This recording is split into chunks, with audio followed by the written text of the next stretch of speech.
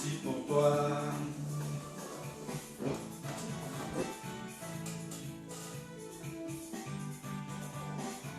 Shalom à tous, soyons tous bénis dans la présence de Dieu. Moment de victoire, moment de délivrance. Dieu bénit chaque jour, Dieu fait grâce à chacun d'entre nous. C'est pourquoi chaque jour nous devons rendre gloire au Seigneur et lui dire merci pour notre vie.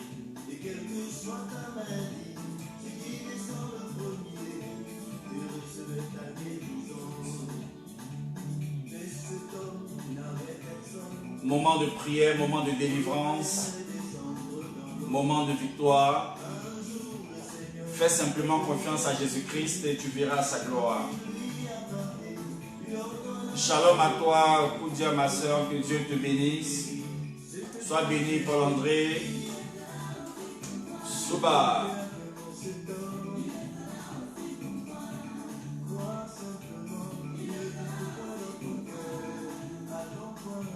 Il le fera aussi pour toi.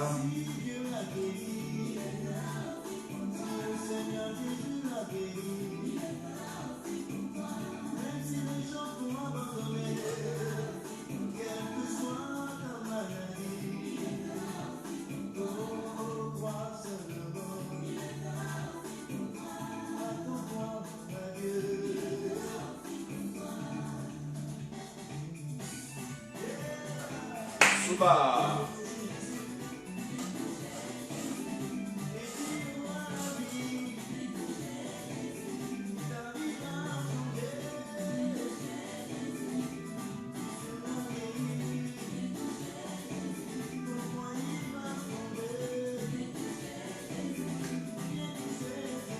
Viens toucher Jésus-Christ.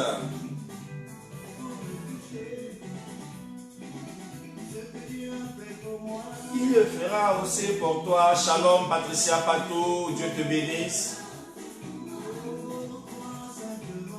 Crois simplement, Dieu fera aussi pour toi. Moment de louange. Souba. Il le fera aussi pour toi. Nous devons louer le Seigneur chaque jour. Parce que la vie que nous avons, c'est Dieu qui nous la donne.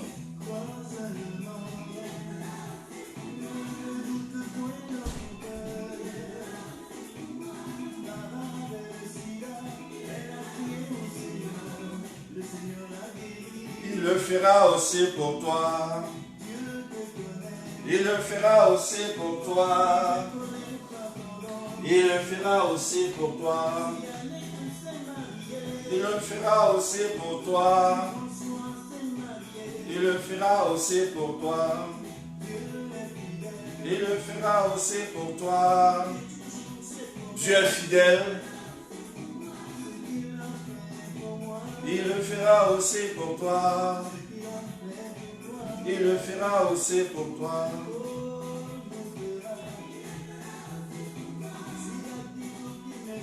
Loue le Seigneur de là où tu es. Touche simplement à la robe de Jésus-Christ.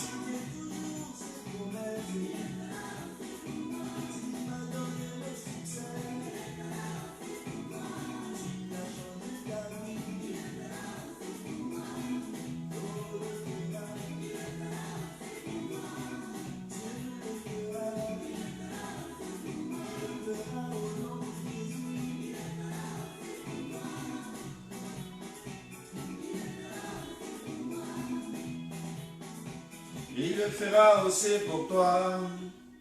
Dieu est bon, il le fait pour chacun d'entre nous, bien-aimés frères. C'est pourquoi chaque matin, tu dois te réveiller avec la louange de Dieu dans ton cœur, le célébrer et lui rendre gloire pour tout.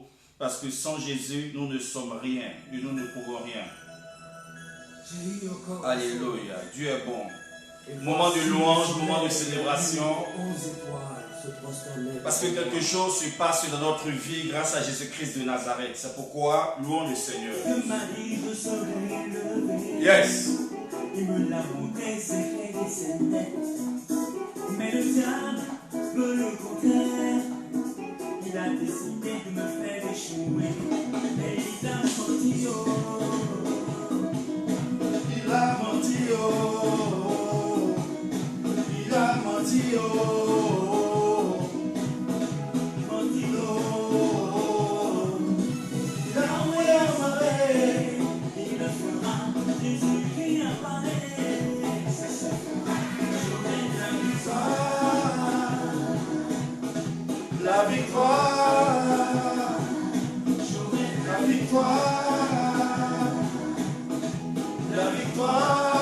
le Seigneur de là où tu es.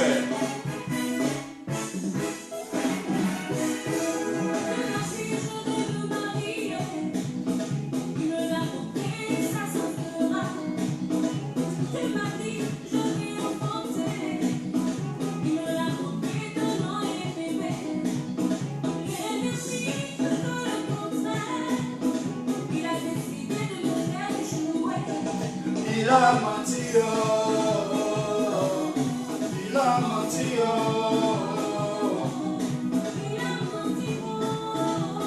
Tous ceux qui veulent te faire échouer ont menti.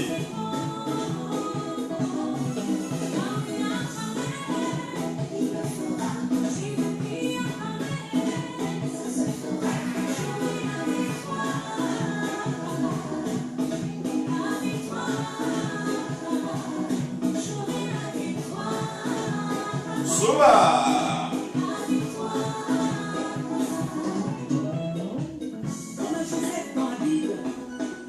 On a la victoire au nom de Jésus.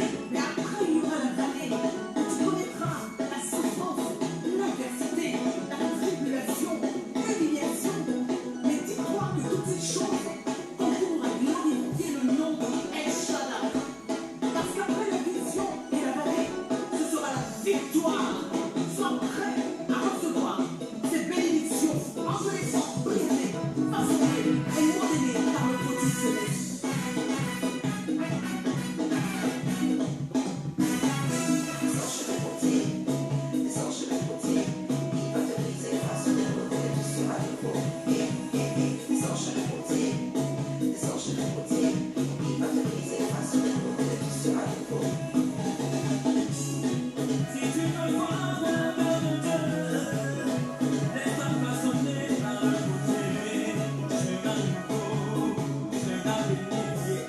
Soba. Hey.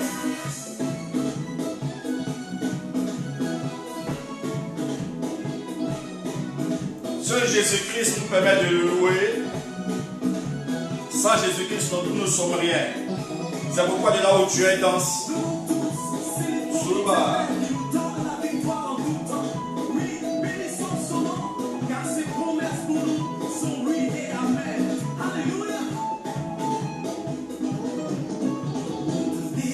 Ne te décourage pas. Fais confiance à Jésus. Yes.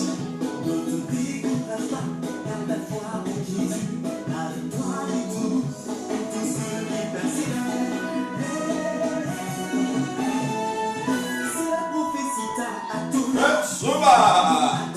Zéba. Jésus. Emma.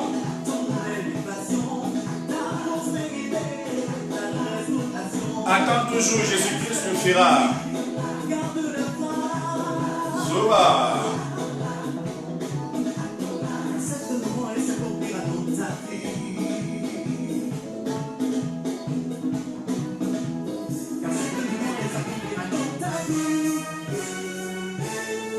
Yahweh a parlé, il le fera. Jésus-Christ a parlé.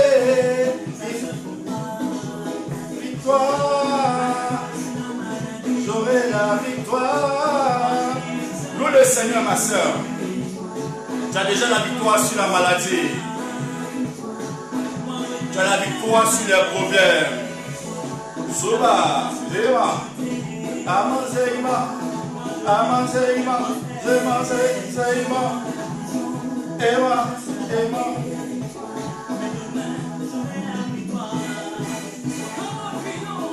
Emma.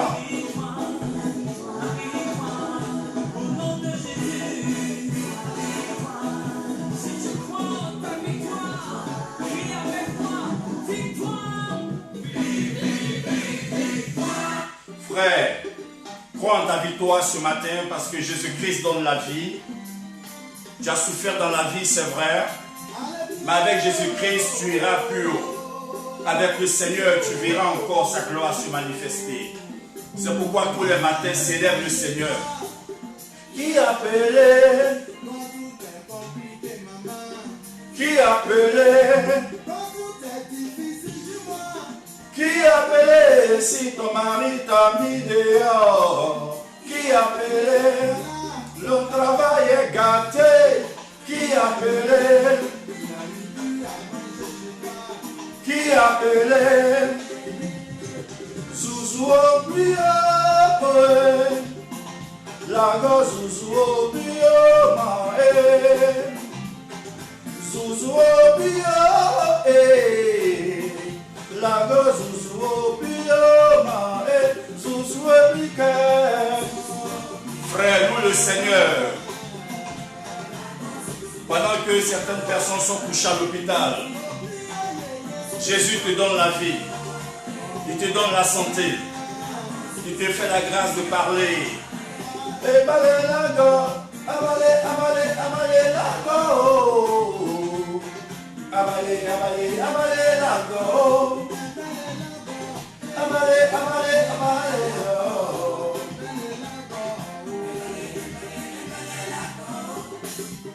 Dans ma famille, frère, les gens adorent le fétiche dans ta famille. Ça n'a rien apporté. Le Bouddha n'a rien apporté. Ça n'a rien apporté. C'est la famille. Et le combien là, ça n'a rien apporté. C'est l'Esprit de Dieu qui me fait du bien, oh, c'est l'Esprit de Dieu qui me fait du bien, oh, c'est Dieu qui te fait du bien.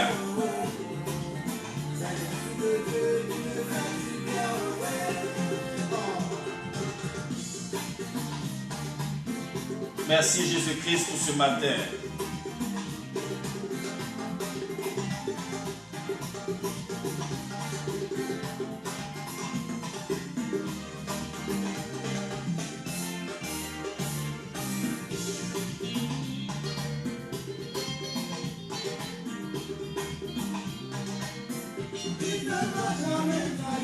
Il ne m'a jamais laissé, il ne m'a jamais trahi. Dieu ne trahit jamais. Famille chrétienne, louons le Seigneur. Pour me secourir, ta maman peut te laisser. Il est fidèle.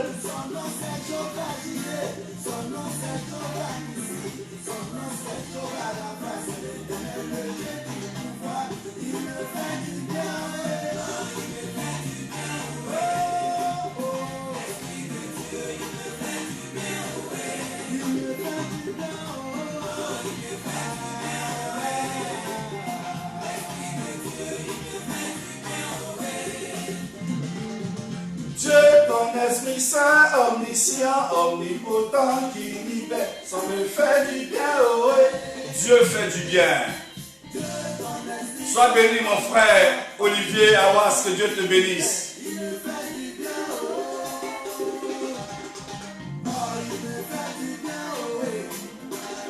L'Esprit de Dieu là, il me fait du bien, oh oui. Oh, il me fait du bien, oh oui. Loue le Seigneur. Il me fait du bien, oh ouais. Il me fait du bien, oh ouais.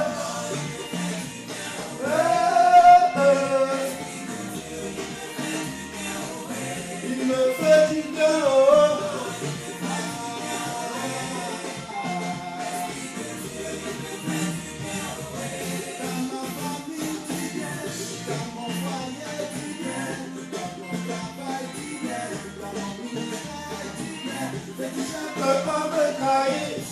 me fait du bien,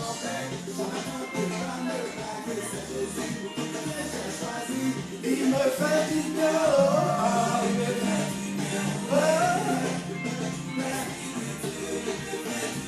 Frère, sois béni ce matin. Sans Jésus-Christ, nous ne sommes rien. Et la vie que nous avons, c'est Christ qui nous la donne. C'est pourquoi si tu es sauvé, rends grâce à Dieu pour ta vie.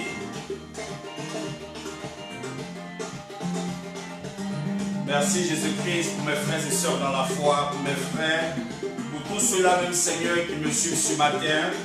Bénis leurs familles, bénis leurs enfants et protège chacun d'entre nous.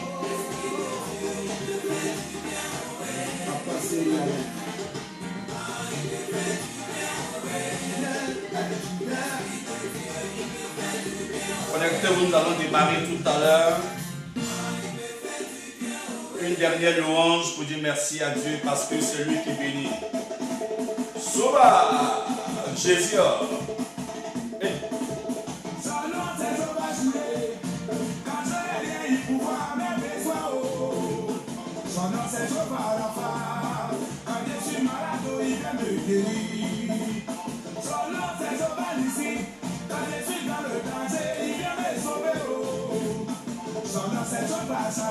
Quand je suis perturbé, c'est lui qui me donne la paix du cœur. Son nom c'est Jehovah Jireh. Quand je n'ai rien, il pouvoir me besoin. Son nom c'est Jehovah Rapha. Quand je suis malade, il vient me guérir. Son nom c'est Jehovah Nissi. Loue Dieu. Dans le danger, Il vient me sauver.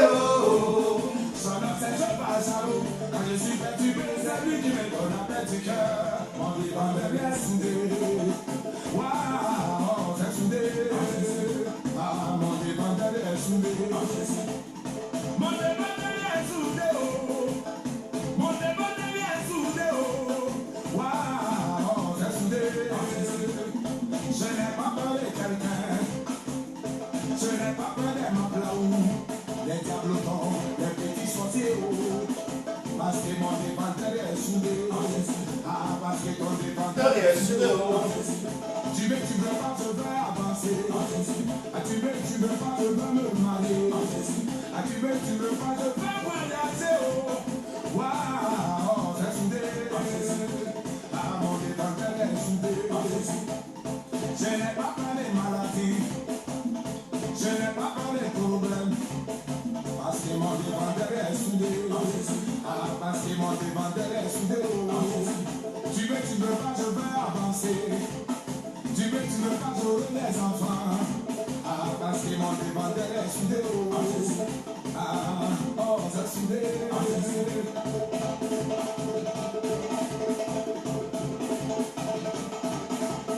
Ça vient dans des bonheurs soudé. Dans des bonheurs soudé. Waouh, c'est soudé. Ah, oh, c'est soudé.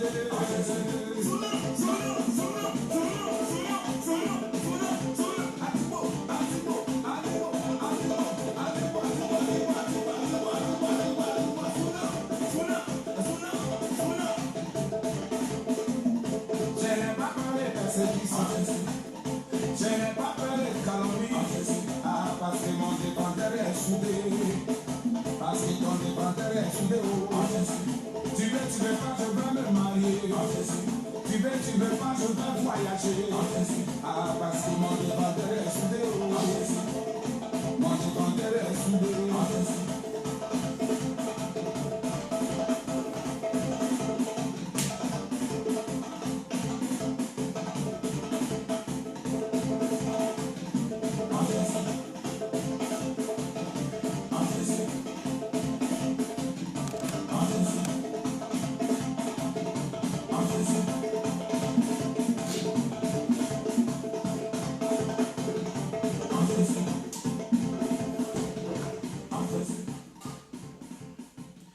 Shalom, shalom à tous, que Dieu nous bénisse, que la grâce de Dieu soit dans notre vie ce matin. Il est important de louer le Seigneur, de lui dire merci parce que c'est grâce à lui que nous vivons, c'est grâce à lui que nous avons la paix, c'est grâce à lui que nous sommes en pleine forme. Vu tout ce qui se passe dans ce monde aujourd'hui avec la pandémie, le Seigneur Jésus-Christ nous fait la grâce de vivre et cela est très important pour que nous, enfants de Dieu, surtout les hommes, puissent dire merci à Dieu parce qu'il protège la vie de chacun d'entre nous chaque jour. Bonjour à tous frères et sœurs, soyez tous bénis et bienvenue à notre culte ce matin. Et je crois que le Seigneur Jésus-Christ, par sa grâce, va nous parler encore ce matin, va nous faire la grâce de toucher à sa présence et surtout de vivre cette paix avec lui, de vivre cette grâce avec lui. Alléluia. Ce matin, nous allons parler d'un thème. Et le thème que nous allons développer ce matin est La foule le presse, c'est-à-dire la foule presse Jésus-Christ, mais un seul le touche. La foule presse Jésus-Christ, mais un seul le touche. C'est pourquoi ce matin, tu vas t'asseoir et prendre ton stylo ainsi que ton cahier parce que tu vas apprendre encore des choses avec l'Esprit de Dieu. Parce que le Saint-Esprit nous enseigne chaque jour et c'est à nous de grandir spirituellement pour pouvoir atteindre la perfection pour la gloire de Dieu. Alléluia. Nous allons ensemble prendre la Bible dans le livre de Luc chapitre 8 à partir du verset 43. Luc chapitre 8 à partir du verset 43. La Bible dit, je lis la parole. La Bible dit, il y avait là une femme atteinte d'hémorragie depuis 12 ans et qui avait dépensé tout son bien chez le médecin sans que personne ait pu la guérir. Elle s'approcha de Jésus par derrière et toucha la frange de son vêtement. Alléluia. Aussitôt, son hémorragie cessa. Qui m'a touché? Demanda Jésus. Comme tous s'en défendaient, Pierre lui dit, voyons maître, la foule t'entoure et te presse de tous côtés. Mais il répondit, quelqu'un m'a touché. Alléluia. J'ai senti qu'une force sortait de moi. En voyant que son geste n'était pas passé inaperçu, la femme s'avança, toute tremblante, se jeta aux pieds de Jésus et expliqua devant tout le monde pour quelle raison elle l'avait touché et comment elle avait été instantanément guérie. Verset 48, Jésus lui dit, ma fille, parce que tu as eu foi en moi, tu es guérie, va en paix. Alléluia. Quelle belle parole que le Seigneur Jésus-Christ nous donne à chacun d'entre nous. Parce que tu as eu foi en moi, tu es guéri, va en paix. Amen. Le thème de ce message, la foule presse Jésus, mais un seul l'a touché. Gloire à Dieu. Alléluia. Au jour d'aujourd'hui, nous devons, bien aimés frères, penser à notre vie. Nous devons faire très attention également à tout ce que nous faisons, qui nous côtoyons, avec qui nous marchons, parce que chacun a une destinée devant Dieu. Alléluia. Gloire à Dieu. La bouche de l'homme est souvent utilisée par le diable pour pouvoir égarer beaucoup de personnes. Le diable ne viendra jamais se présenter à toi pour te dire « fais ceci, fais cela ». Non. Le diable utilisera toujours la bouche de certaines personnes pour égarer des enfants de Dieu, pour égarer des êtres humains, pour les emmener dans des chemins où ils ne pourront plus jamais y revenir. Alléluia. C'est pour cela que nous devons faire très attention parce que il y a la bouche de la séduction. La bouche de la séduction, c'est cette bouche-là que nous voyons en Genèse chapitre 3, où Satan savait que Dieu avait établi Adam et Ève dans un environnement béni, dans un environnement sain, dans un environnement où le couple Adam et Ève avait la paix, dans un environnement où il n'y avait pas de maladie, dans un environnement où il y avait une harmonie entre l'homme et sa femme et aussi où les animaux pouvaient vivre avec les hommes sans qu'il y ait de mort. Donc l'environnement dans lequel Dieu a mis Adam et Ève était un environnement qui était favorable à l'homme parce que l'environnement était de Dieu. Alléluia. Mais le diable a utilisé la séduction pour emmener la femme à tomber dans le péché, c'est-à-dire manger le fruit de la connaissance du bien et du mal. Et les deux se sont retrouvés dans des problèmes. Amen. C'est comme dans la vie de tous les jours. Il y a des personnes qui connaissent la vérité. Il y a des personnes qui savent que le chemin que tu as emprunté est un chemin qui te donnera de vivre le bonheur, de vivre la joie, de vivre la paix, de vivre la guérison. Mais ces personnes avec l'intention du cœur qui est mauvais, le diable les utilisera dans le but de t'amener à pécher contre Dieu et t'éloigner de Dieu. Alléluia. Et c'est cela la bouche de la séduction. Satan utilise plusieurs bouches pour amener des êtres humains à douter de Dieu. Satan utilise plusieurs bouches pour amener des êtres humains à ne pas croire en Dieu. Satan utilise plusieurs bouches à emmener beaucoup de chrétiens à ne plus croire en la puissance de Dieu, mais à s'adonner à la facilité. Gloire à Dieu. Alléluia. Gloire à Dieu. Il y a aussi cette voix qu'on appelle la voix des champs. La voix des champs, c'est cette voix-là que Caïn a utilisée pour pouvoir tuer son frère Abel. En premier, c'est la voix de la séduction. Deuxième, c'est la voix des chants. Et cette voix-là, ce n'est pas le chant en tant que mélodie, mais c'est la voix en tant que verbe. Caïn a dit à son frère, parce que quand nous lisons l'histoire de Caïn et Abel, on sait très bien qu'en Genèse chapitre 4, les deux avaient présenté deux autels à Dieu. L'autel de Abel était un autel de brebis, puisqu'il était berger. Et l'autel de Caïn était un autel de la terre, puisqu'il était laboureur. Donc, l'autre a présenté un agneau, et l'autre a présenté également les fruits de sa terre. Mais la Bible dit que Dieu a agréé l'offrande d'Abel. Et celui de Caïn n'a pas été agréé par Dieu. C'est ainsi que le cœur de Caïn a été pris par la haine. Le cœur de Caïn a été envahi par la jalousie. Le cœur de Caïn a été envahi par le mal. Le cœur de Caïn a été envahi par la destruction de son frère. Le cœur de Caïn a été envahi de vouloir faire périr son frère à cause de ce que Dieu a accepté l'offrande de son frère.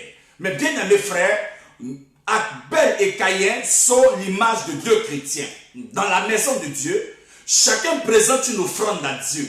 Mais Dieu agrée l'offrande de l'autre en fonction de l'état de son cœur. Ce n'est pas parce que tu as apporté beaucoup de choses à Dieu que Dieu est forcément obligé d'agréer ton offrande. Non, la Bible déclare que l'homme regarde à l'apparence, mais Dieu regarde au cœur. Et le cœur de Abel était en harmonie avec l'offrande qu'il apportait à Dieu. Et l'offrande de Caïn était en désaccord avec l'offrande qu'il apportait à Dieu. Pourquoi? Parce que son esprit était animé de pensées mauvaises. Frère, et c'est ce qui s'est révélé plus tard lorsqu'il a invité son frère dans les champs. Alléluia. Gloire à Dieu. Ce que je veux dire, frère, ce matin, vous savez, ce n'est pas parce que Dieu te bénit, ce n'est pas parce que Dieu agrée tes offrandes, ce n'est pas parce que le Seigneur te fait grâce que tu vas croire que tu dois te retrouver partout. Et Abel n'a pas compris le langage de Dieu. Abel a écouté la voix de son frère qui l'introduit dans les champs et la Bible déclare que Caïn l'a tué. Il y a des personnes qui vont te conduire hors de la présence de Dieu. Il y a des personnes qui vont tenter de te éloigner de Dieu. Il y a des personnes qui vont tenter de t'empêcher de méditer la parole de Dieu. Il y a des personnes qui vont tenter de t'empêcher d'avoir de l'amour de Dieu. Il y a des personnes qui vont te raconter des mensonges sur des personnes que tu connais dans le but de t'éloigner de Dieu.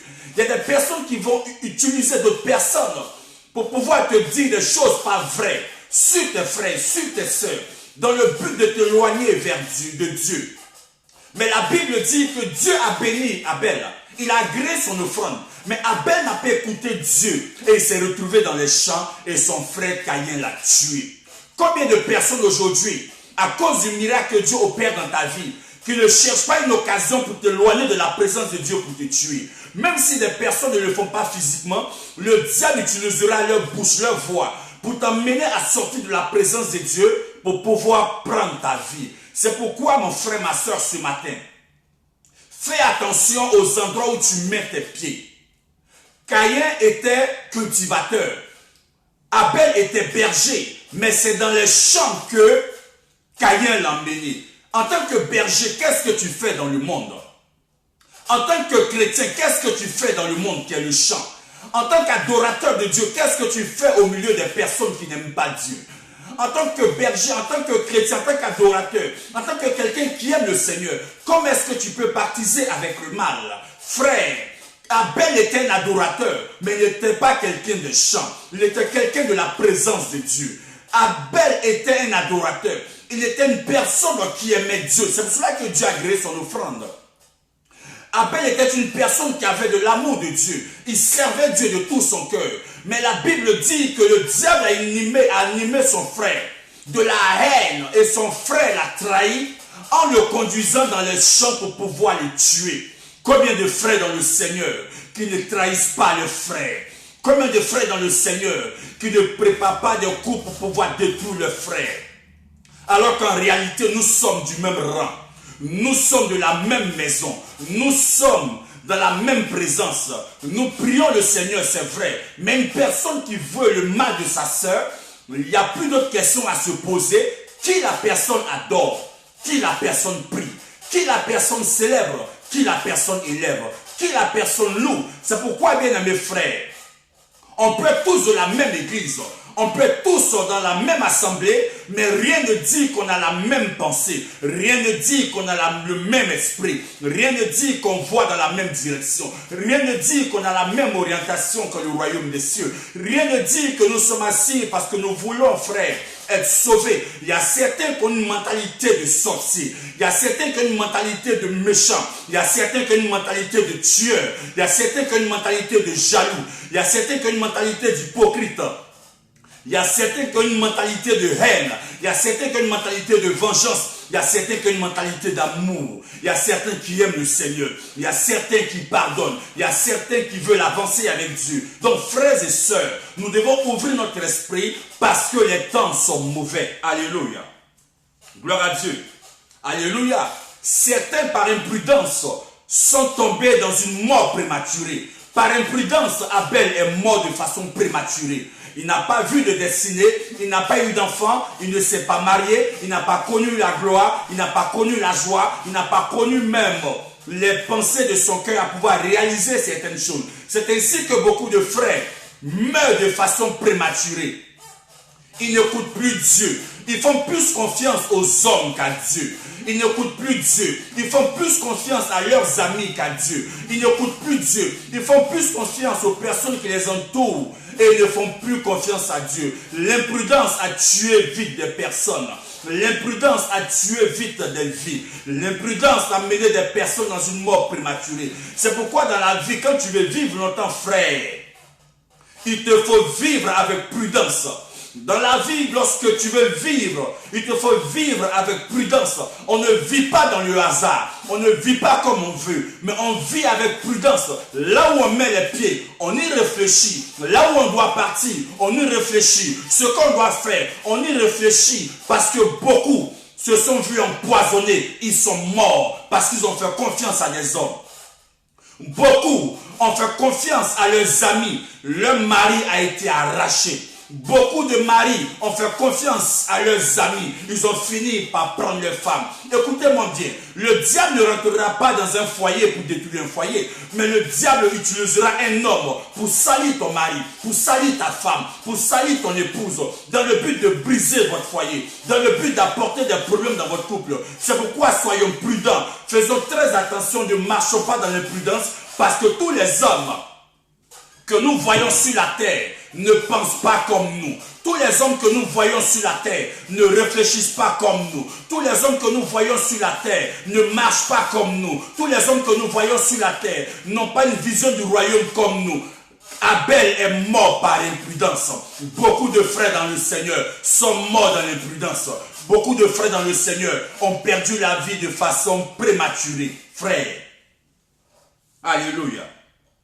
Gloire à Dieu.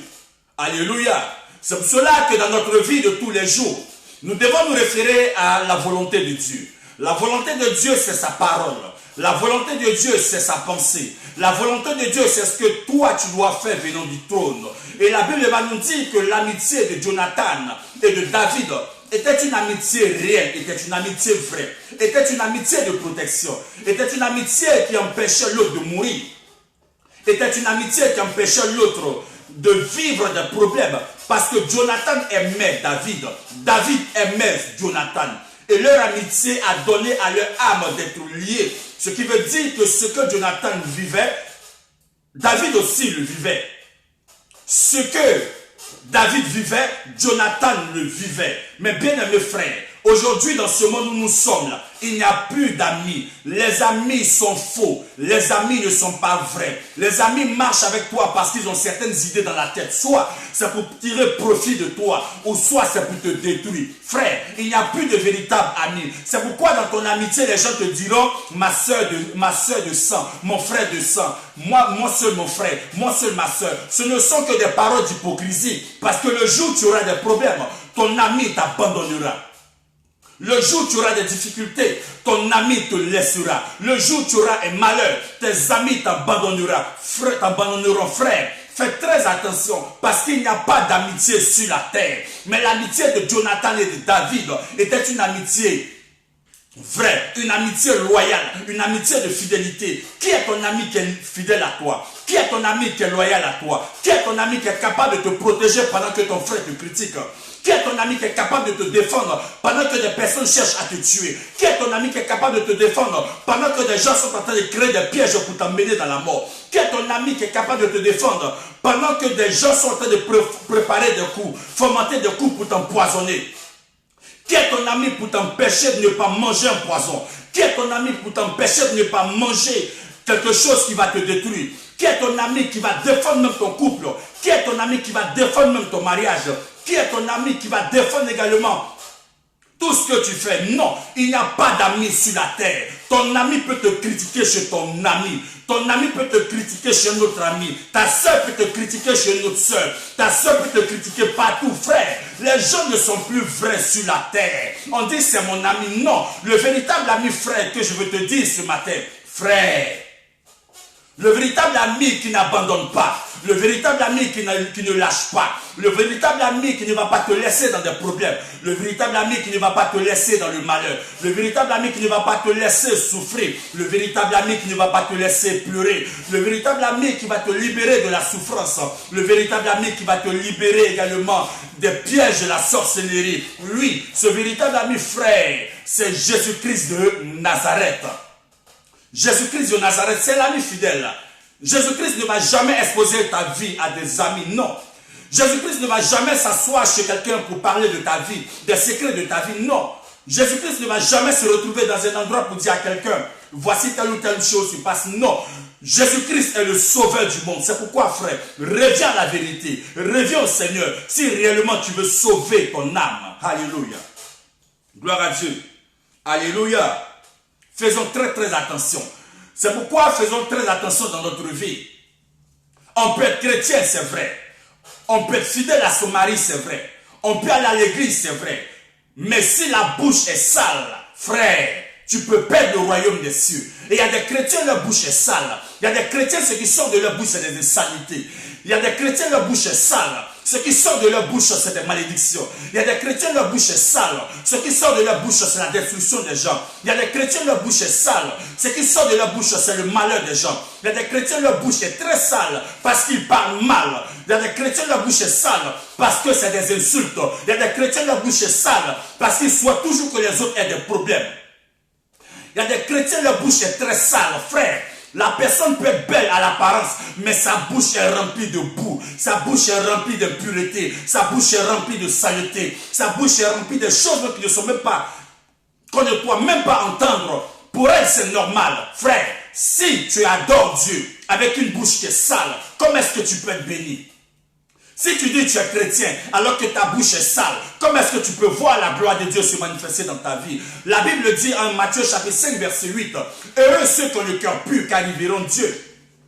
Si ton cœur est pur, ça voudrait dire que ta bouche n'est pas sale. Si ton cœur est pur, ça voudrait dire que ta pensée n'est pas sale. Si ton cœur est pur, cela veut dire que Ta vue n'est pas sale.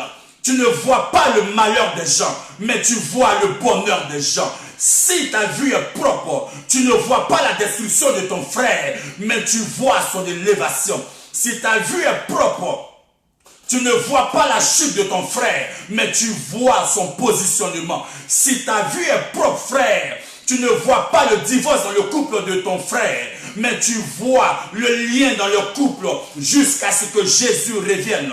Si ta vue est propre, frère, tu ne verras jamais la mort venir atteindre ton frère. Non, tu prieras pour qu'il ait la vie.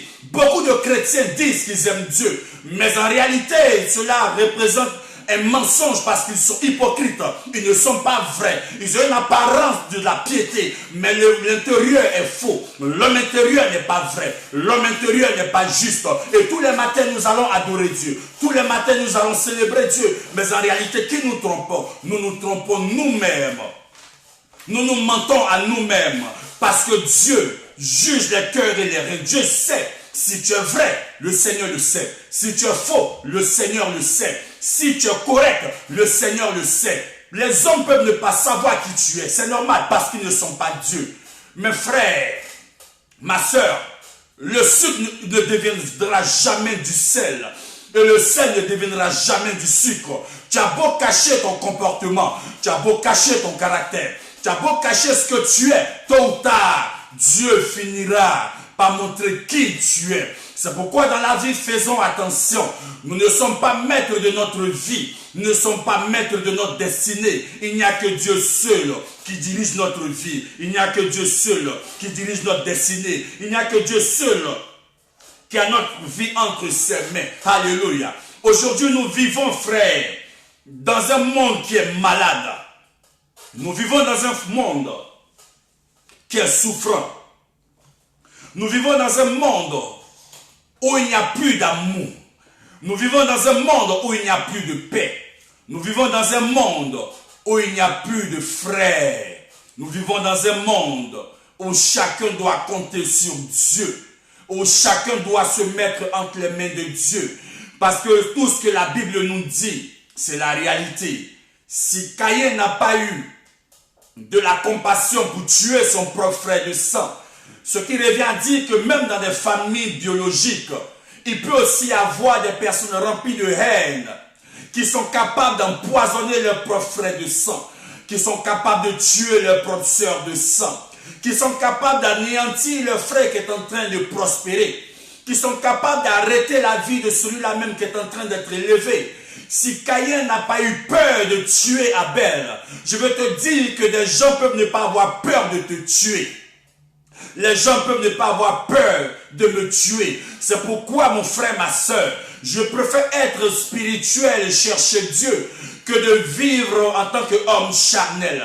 Je préfère être avec des frères qui aiment le Seigneur que de marcher avec ceux-là même qui sont dans la chair. Je préfère marcher avec ceux-là même qui craignent Dieu que de marcher avec ceux-là même qui n'ont pas la crainte de Dieu, qui vivent comme ils veulent. Je préfère être avec des frères et sœurs qui louent le Seigneur que d'être dans une assemblée où nous sommes nombreux et à la fin, tous sont sorciers. Lui, frère, même si Dieu, certainement selon toi, met du temps à venir, certainement il arrivera. Jésus-Christ viendra. Mes frères, je préfère marcher avec un frère qui aime le Seigneur que de marcher avec quelqu'un qui s'aime lui-même. Quelqu'un qui s'aime lui-même s'en fout de la vie des uns et des autres. Quelqu'un qui s'aime lui-même s'en fout de la souffrance de son frère. Quelqu'un qui s'aime lui-même, il s'en fout des pleurs des uns et des autres. Mais un adorateur du Seigneur, quelqu'un qui craint Dieu, quelqu'un qui a l'amour de Dieu, quelqu'un qui est rempli de la compassion de Dieu, même quand il est béni, il prie le Seigneur pour que son frère soit béni.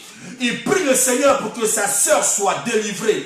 Mais l'église que nous avons aujourd'hui, l'église universelle dans laquelle chaque individu se retrouve, chaque individu prie, la question qu'on doit se poser, sont-ils des adorateurs de Dieu ou sont-ils des personnes que le diable a mis dans l'église dans le but de tuer les adorateurs, de tuer les Abel, de tuer ceux-là même qui aiment Dieu?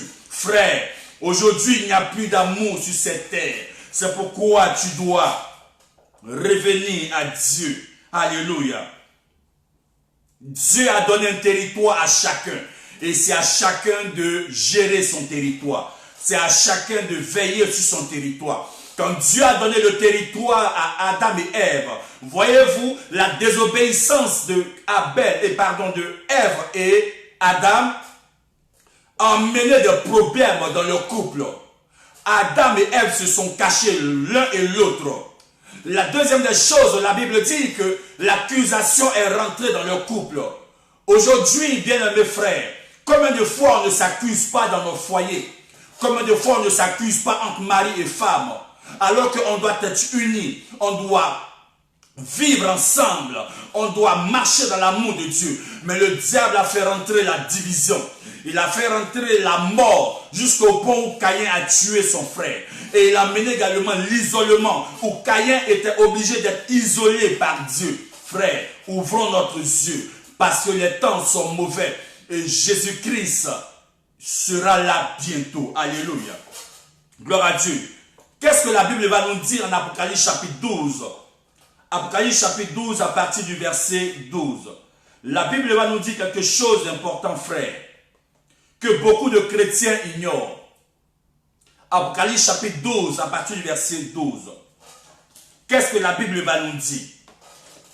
La Bible nous donne un passage qui est très très important et que chacun d'entre nous doit ouvrir ses yeux, parce que nous ne sommes pas là pour nous amuser, nous sommes là pour une mission et le diable est prêt à détruire des vies humaines. La Bible dit en Apocalypse chapitre 12 verset 12: réjouis-toi donc au ciel, et vous qui habitez au ciel, réjouissez-vous.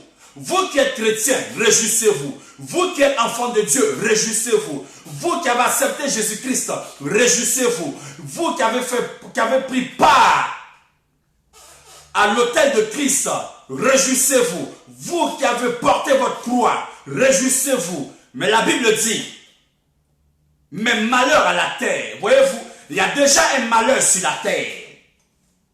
Malheur à la terre et à la mer. Le diable est descendu vers vous avec une rage.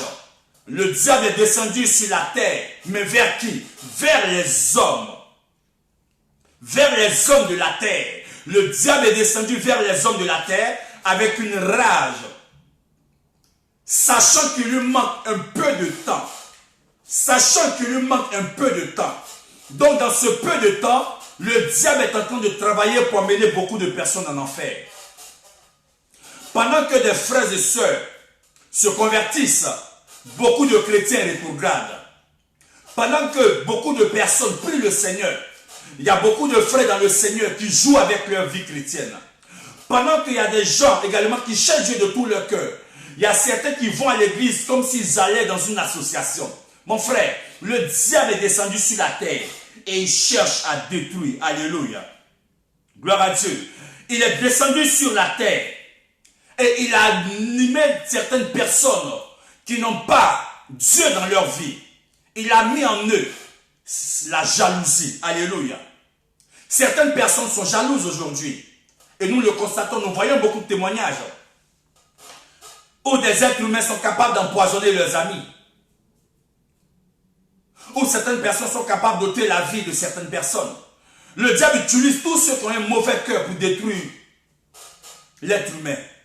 Le diable utilise tous ceux qui ont un mauvais cœur pour prendre la vie de certaines personnes. Il y a certains qui vendent également leur âme. Parce que chaque année, ils doivent faire des sacrifices. Chaque année, ils doivent prendre des vies humaines. Le diable est descendu sur la terre, mais vers qui? Vers ceux-là même qui sont disposés à être utilisés par le diable. Pour qu'en retour, ils les utilisent contre d'autres êtres humains. Le diable est descendu sur la terre. Contre qui? Contre les chrétiens, parce qu'il ne veut pas que les chrétiens intercèdent. Il ne veut pas que les chrétiens prient. C'est pourquoi il est descendu, lui et son armée, lui avec les démons, avec des êtres humains qui ont fait allégeance au diable dans le but de tuer des êtres humains. Frère, le diable a utilisé certaines personnes pour combattre leurs frères. Certains oublient leur combat. Certains oublient leur souffrance. Certains oublient également le chemin par lequel ils passent. Mais ils sont focalisés sur la réussite des autres et les empêcher de réussir. Il y a certaines personnes qui ont oublié qu'elles doivent réussir elles-mêmes. Mais tellement qu'elles sont méchantes, elles ont une pensée qui est mauvaise. Elles regardent les autres, par jalousie, veulent les empêcher de réussir dans la vie. Alléluia. Gloire à Dieu. Il y a certaines personnes que le diable utilise pour combattre le mariage de leurs frères et sœurs, pour combattre l'entreprise de leurs frères et sœurs, pour combattre la grossesse de leurs frères et sœurs, pour combattre également le bien de leurs frères et sœurs. Le diable utilise beaucoup de personnes qui sont disposées à faire le mal. Chaque jour, c'est le mal. Chaque jour, on pense mal. Chaque jour, on veut le malheur de quelqu'un. Chaque jour, on veut la destruction de quelqu'un. Ce n'est pas ça, frère. Ce n'est pas ces choses-là que Dieu t'a appelé. Alléluia. Certaines personnes ont mis de côté Dieu et se sont focalisées sur l'argent. Certaines personnes ont mis Dieu de côté et se sont focalisées sur l'argent et ont fait de l'argent leur Dieu. Ont fait de l'argent leur roi. Mais qu'est-ce que la Bible va nous dire? En 1 Timothée 6, verset 8. 1 Timothée 6, verset 8. Certains ont fait de l'argent leur Dieu. Ils ne comptent plus sur Dieu. Ils veulent passer par tous les moyens pour avoir leur argent. Quand même tuer des êtres humains pour être riche, cela n'est pas un problème pour eux. Prendre la vie des enfants pour être riche, cela n'est pas un problème pour eux. Mais frère, l'argent ne peut pas bâtir ta vie. 1 Timothée 6, à partir du verset 8.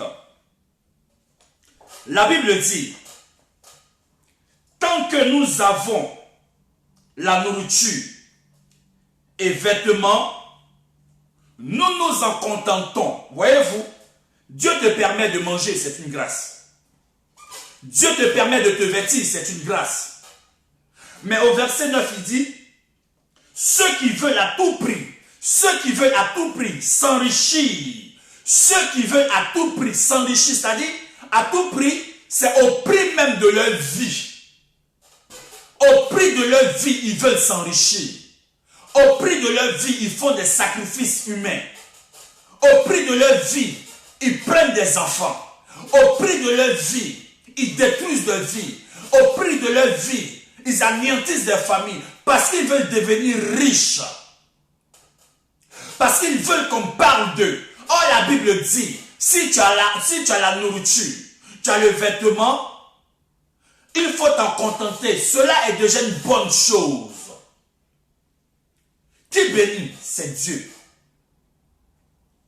Ceux qui veulent à tout prix s'enrichir s'exposent eux-mêmes à la tentation et tombent dans le piège de nombreux désirs insensés et pernicieux qui précipitent les hommes dans la ruine et la perdition. Car l'amour de l'argent est racine de toutes sortes de maux. Pour s'y être abandonnés, certains se sont égarés très loin de la foi et se sont infligés beaucoup de tourments. Alléluia. La Bible dit que beaucoup, à force d'être riches, à force de vouloir s'enrichir, se sont éloignés de la foi et ont fini eux-mêmes par se mettre dans des tourments. Frère, c'est Dieu qui bénit. Alléluia. La Bible dit, l'argent ne suit pas l'homme. Psaume 49, l'argent ne suit pas l'homme.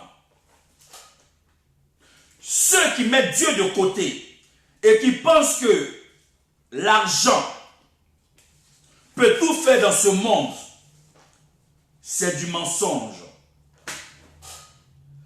L'argent ne suit pas l'homme. Psaume 49. Psaume 49. Nous allons lire ensemble.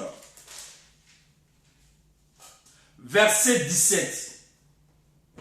Ne sois donc pas à l'armée, quand un homme s'enrichit, quand tu vois le luxe s'étaler dans sa maison, car lorsqu'il mourra, il n'emportera rien de ce qu'il possédait. Ses biens ne le suivront pas. Pendant sa vie, il pouvait se dire béni. Et les gens le louent lorsque tout va bien. Alléluia. Gloire à Dieu. Je reprends encore. L'argent ne suit pas l'homme quand il meurt. Psaume 49, verset 17. Ne sois pas donc alarmé, ne sois pas triste. Quand tu vois un homme s'enrichir, ne te lamente pas, ne pleure pas, ne sois pas triste, ne sois pas rempli de haine. La Bible dit de ne pas t'alarmer. Quand tu vois le luxe, quand tu vois de belles choses sur la terre, ne t'alarme pas, ne sois pas triste. Quand tu rentres dans la maison de quelqu'un et tu vois le luxe s'étaler, la Bible dit, ne sois pas triste. Car, au verset 18, car lorsqu'il mourra, il n'emportera rien de ce qu'il possédait. C'est-à-dire que tout ce que nous avons sur la terre, l'argent que tu as et tu fais le malin, la Bible dit, tu n'iras pas au ciel avec. Les maisons que tu as, ce n'est pas mauvais, mais dont tu utilises pour te moquer des uns et des autres, tu n'iras pas au ciel avec. Le travail que tu as et qui te pousse à mépriser tes frères, la Bible dit, tu n'iras pas au ciel avec. Les habits de luxe que nous avons, la Bible dit, nous n'irons pas au ciel avec. Les chaussures de luxe que nous voyons, nous avons, la Bible dit, nous n'irons pas au ciel avec. Nous allons tout laisser sur la terre. La Bible dit, ces biens ne le suivront pas. Voyez-vous, ces biens ne le suivront pas. Ton iPhone 48 ne te suivra pas au ciel. Si c'est ça que tu vois pour insulter les uns les autres, tu n'iras pas au ciel avec. Alléluia. Si c'est à cause de ta société, tu vas mal parler aux gens. La Bible dit, tu n'iras pas au ciel avec. Pendant sa vie, il pouvait se dire béni. Voyez-vous. La Bible dit, pendant ta vie, tu te disais béni. Et les gens te louaient. Parce que quand tu sors avec plusieurs de tes voitures, le monde te loue, le monde te célèbre. Alléluia. Mais la Bible dit, il faudra bien un jour que tu rejoignes les ancêtres qui sont déjà décédés. Que plus jamais ils verront la lumière. Alléluia. Gloire à Dieu. Alléluia. Nos trésors n'iront pas avec nous au ciel. C'est pour cela que chacun doit être humble.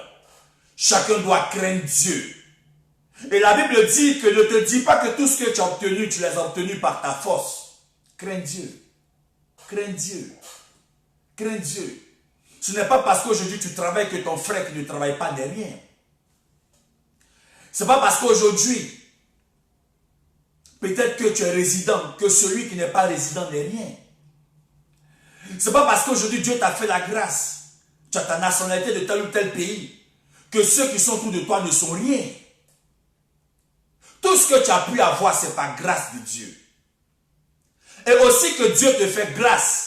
Dieu peut aussi faire grâce à celui qui est à côté de toi.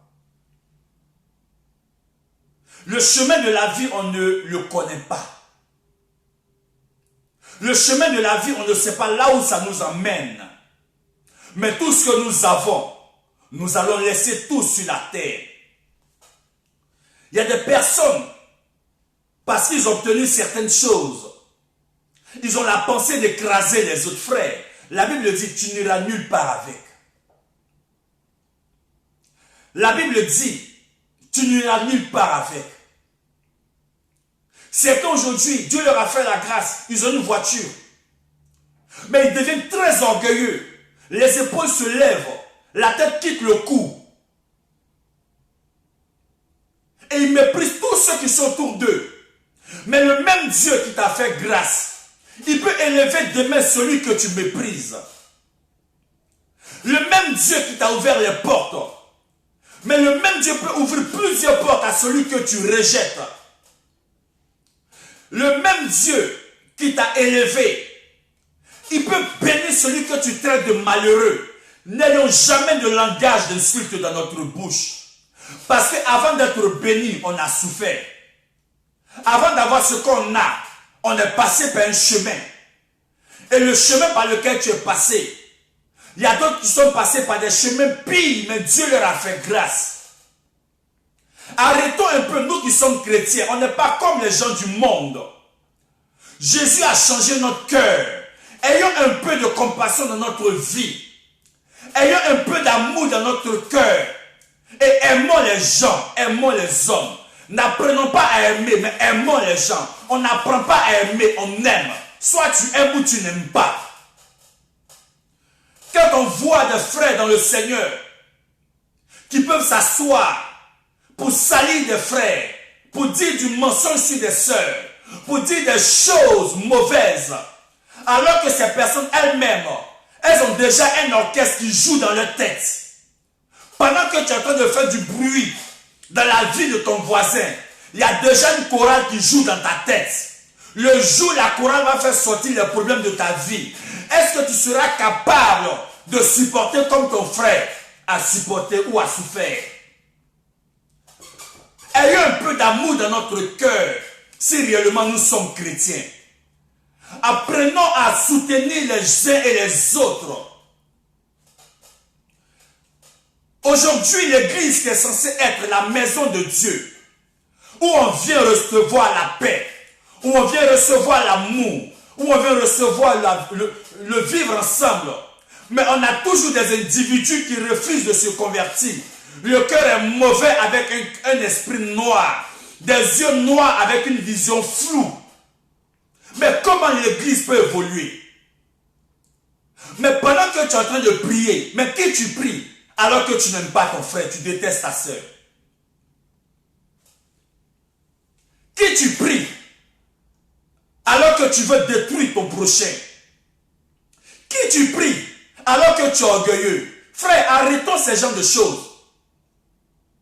J'ai pour l'habitude de dire à certaines personnes, je dis, pendant que tu prends la peine de critiquer ton frère, de dire des méchancetés sur ta soeur, mais laisse-moi te dire que la chorale a commencé dans ta tête. La chorale a commencé dans ta tête. Le jour où la chorale de ta tête va se faire sortir ce que toi-même tu es, c'est pas sûr que tu vas pouvoir supporter. Concentrons-nous sur notre vie et cherchons à évoluer avec le Seigneur. La vie des autres, ça ne nous regarde pas. La seule vie qui nous regarde, c'est la vie que nous avons. Comment est-ce que nous allons pouvoir la parfaire devant Dieu et puis être sauvés? Alléluia. Gloire à Dieu. Gloire à Dieu. La Bible dit que tu n'emporteras rien. L'argent protège ton corps. Oui, tu peux avoir des gardes du corps. Mais l'argent ne protège pas ton âme. Celui qui garde ton âme, c'est Jésus-Christ de Nazareth. C'est pourquoi on dit garde du corps.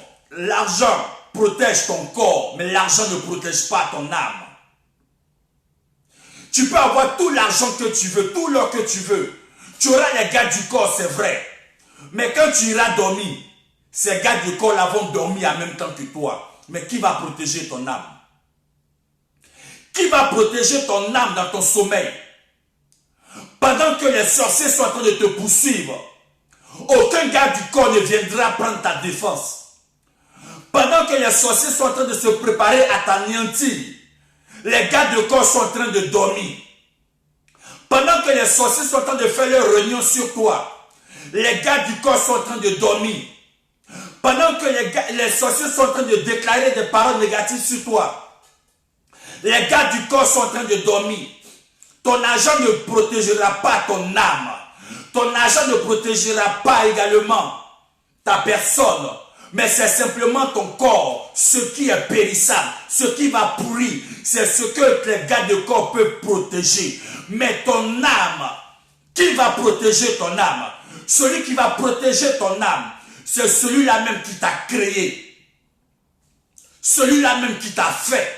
Celui-là même qui t'a bâti. Celui qui t'a donné un souffle de vie. Jésus-Christ.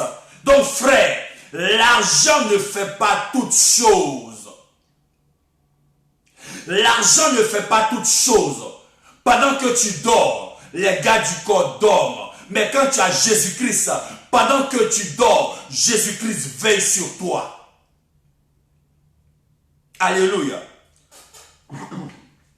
Gloire à Dieu. L'argent te fait croire que tu es grand sur la terre. Mais dans la maladie, l'argent ne peut pas agir. Dans la maladie, tu es petit. Ton argent te dit que tu es grand. Les hommes peuvent t'acclamer. Les hommes peuvent te célébrer. Mais quand la maladie arrive, tu es tout petit. Quand la maladie arrive, tu es tout petit. Quand le palu arrive, tu es petit. Quand la fièvre arrive, tu es petit. Quand la migraine arrive, tu es petit. Quand le mal de tête arrive, tu es petit. Où se trouve ton argent sur lequel tu comptais? Rien. L'argent ne peut rien faire. Où se trouve ton argent quand tu as la fièvre? L'argent ne peut pas enlever la fièvre dans ton corps. Où se trouve ton argent quand tu as le palu? L'argent ne peut pas bloquer le palu d'entrer dans ton corps. Où se trouve ton argent quand des maladies de la terre arrivent? L'argent ne peut pas protéger contre les maladies de la terre. C'est pourquoi je t'invite à revenir à la vérité. Reviens à Jésus-Christ et ne compte pas sur ta richesse. La Bible dit aux riches de ne pas compter sur sa richesse, mais d'avoir une espérance en Dieu, d'avoir une espérance en Christ, d'avoir une espérance au Sauveur. Ne compte pas sur la richesse, ne compte pas sur le matériel, mais compte sur Jésus-Christ qui sauvera ton âme, qui sauvera ta vie, mais qui te bénira et qui te donnera d'être humble et de savoir que par un chemin, on devient grand. Grâce à qui? Dieu, Jésus-Christ. Alléluia. Gloire à Dieu. L'argent te donne beaucoup d'amis, mais quand tu es pauvre, tes amis s'enfuient.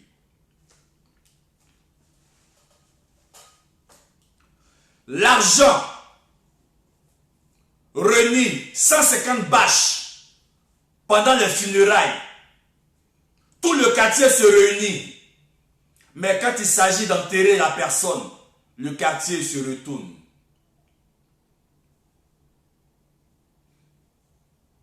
L'argent te donne, selon toi, de faire des funérailles dignes. Tous les ministres sont là. Tout le quartier est réuni. Tout le village est là. Tout le monde est là. Toutes les associations sont là. Et chacun parle de ton nom. Chacun dit ce que tu as fait. Et encore, les hommes parlent. Encore, c'est de l'hypocrisie. Parce qu'il n'y a que celui-là même qui est mort, qui est parfait sur la terre. Alors que ceux qui disent qu'il est parfait, ils étaient en conflit avec lui. Donc l'homme vit dans une perpétuelle hypocrisie. L'homme vit dans une perpétuelle hypocrisie. Tous sont assis aux funérailles. Et on te dit que tu étais la meilleure personne de la terre. Tous sont assis aux funérailles. On te dit que tu es la personne la plus gentille de la terre. Tous sont assis aux funérailles. Chacun t'acclame. Avec des t-shirts portant ton effigie. Chacun chante ton nom. Chacun te célèbre. Mais lorsqu'il s'agit de t'enterrer, d'enterrer la personne, on la laisse seule. On la laisse seule. Elle est seule au cimetière.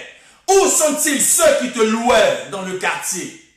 Où sont-ils ceux qui te célébraient dans le quartier? Où sont-ils ceux qui ont porté l'effigie de ta personne sur leur t-shirt? Où sont ceux qui disaient que tu étais le meilleur danseur du quartier? Où sont ceux qui te disaient que tu étais l'homme le plus gentil? Où sont ceux qui disaient que tu étais la personne qui aidait tout le monde dans le quartier? Tous t'ont abandonné et seul face à ta destinée. Alors qu'en réalité, tu n'as plus de mémoire. Parce que la Bible dit, les morts n'ont plus de mémoire. Seuls les vivants savent qu'ils vont mourir. Seuls les vivants savent qu'ils vont mourir. Mais les morts n'ont plus de mémoire. Tes amis t'ont abandonné. Ta femme t'a abandonné. Tes enfants t'ont abandonné et tu es seul face à ta destinée. On t'a parlé de Jésus-Christ, tu as balayé du revers de la main. On t'a dit Jésus sauve. Tu dis je n'ai rien à faire avec l'église, j'ai mon argent, cela me suffit. Mais aujourd'hui, où est ton argent, toi qui tapais ta poitrine? Où est ton argent, toi qui méprisais les gens? Où est ton argent? Est-ce que tu as ton argent dans ta poche? Rien. Nada. Niente. Likefi. Yafoy. Tu n'as rien. Où se trouve ton argent? Toi qu'on voulait voir tous les jours pendant que tu étais en vie et que tu mettais des gardes du corps pour empêcher les gens de te rendre visite. Où est ton argent, toi qui empêchais même tes parents de te rendre visite? Parce que pour toi, tu es trop riche et que personne ne doit venir te voir, il faut des secrétaires. Même à ta famille, tu mets des secrétaires. Même à ton père, tu mets des secrétaires. Même à ta mère, tu mets des secrétaires. Où se trouve ton argent? Rien. Tu es seul dans la tombe. Seul dans la tombe. L'argent ne peut rien faire. Mais j'ai une nouvelle à t'annoncer. L'argent que tu as amassé pendant longtemps, il y a des personnes qui n'ont jamais participé à l'effort de ta vie, qui vont dépenser ton argent, qui vont festoyer avec ton argent, qui vont faire ce qu'ils veulent avec ton argent, mais tu ne pourras rien faire. Tu ne pourras pas parler. Tu ne pourras rien faire parce que les gens vont s'amuser avec ton argent. Tu dors, tu ne peux pas te réveiller. Les gens vont casser ton compte. Ils vont prendre ton argent. Ils vont prendre tes biens. Ils vont se bâtir ce que tu as laissé sur la terre. Mais tu es couché. Tu ne peux rien faire. Tu ne vois plus. Tu ne peux plus parler. Tu n'entends plus rien. C'est fini. Il n'y a rien. Nada. Niente. Likefi. Yafoy. Tu es couché. C'est fini. C'est pourquoi pendant que tu en vis, ma soeur, pendant que tu en vis, mon frère, prends la décision d'accepter Jésus-Christ pour ne pas que tu sois surpris. Parce que la Bible dit, on n'emportera rien avec nous. Donc, c'est ce que tu manges qui est pour toi. Pendant que tu vis, prie le Seigneur, mais apprends à aussi manger. Parce que si tu ne manges pas, je veux te dire que l'argent ne devient pas un arbre. L'argent ne pousse pas. Donc, quand tu achètes la nourriture pour manger, c'est ce qui va dans ton ventre qui est pour toi. Sinon, ce que tu gardes ne t'appartient pas. Alléluia. Gloire à Dieu. L'argent a changé la couleur de la peau de beaucoup de femmes et d'hommes. Avec l'argent, tu peux te décaper la peau. Mais avec l'argent, tu ne peux pas avoir la lumière divine. Avec l'argent, tu peux être clair de peau. Mais l'argent ne fera jamais briller ton âme. Il te faut la lumière de Jésus-Christ. L'argent peut changer ta couleur de peau. L'argent peut faire changer ta poitrine. L'argent peut faire changer ton postérieur parce que tu as envie de plaire aux gens. Mais ton âme sera toujours plongée dans ton cœur et dans les ténèbres parce que ton cœur ne sera pas transformé. L'argent peut changer ton corps, mais l'argent ne peut pas changer ton âme.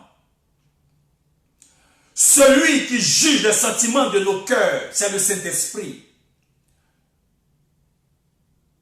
Viens à Jésus-Christ et ton âme sera éclairée. Viens à Jésus-Christ et ton esprit sera éclairé.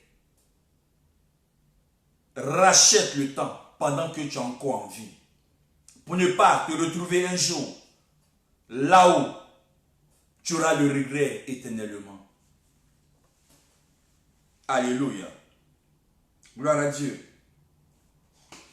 Beaucoup de personnes pensent que l'argent,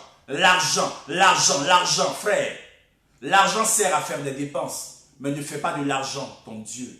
Parce que l'argent ne peut pas gouverner ta vie. Tu ne peux pas être esclave de l'argent. Tu en as, gloire à Dieu. Tu n'en as pas, que le nom du Seigneur soit béni.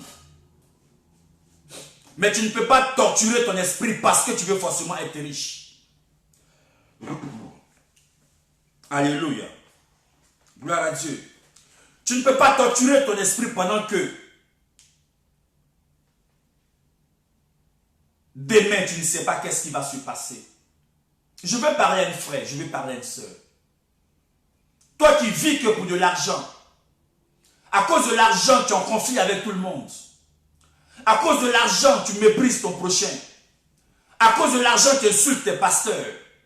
À cause de l'argent, tu méprises tes pasteurs. À cause de l'argent, tu parles mal à tes pasteurs. Je vais te dire, tu n'iras nulle part avec. La Bible dit, chaque chose en son temps. Parce que tu as l'argent dans l'église, on ne peut pas te dire de sortir du péché. Parce que tu as l'argent dans l'église, on ne peut pas te dire d'arrêter de chercher les filles pendant que tu es marié. Et oui, si on te dit ces choses, tu vas quitter l'église et tu dis, tu quittes avec ton argent. Mais quand tu dors, ton argent n'est pas dans ta poche. Et même quand il est dans ta poche, il ne te suit pas dans ton songe.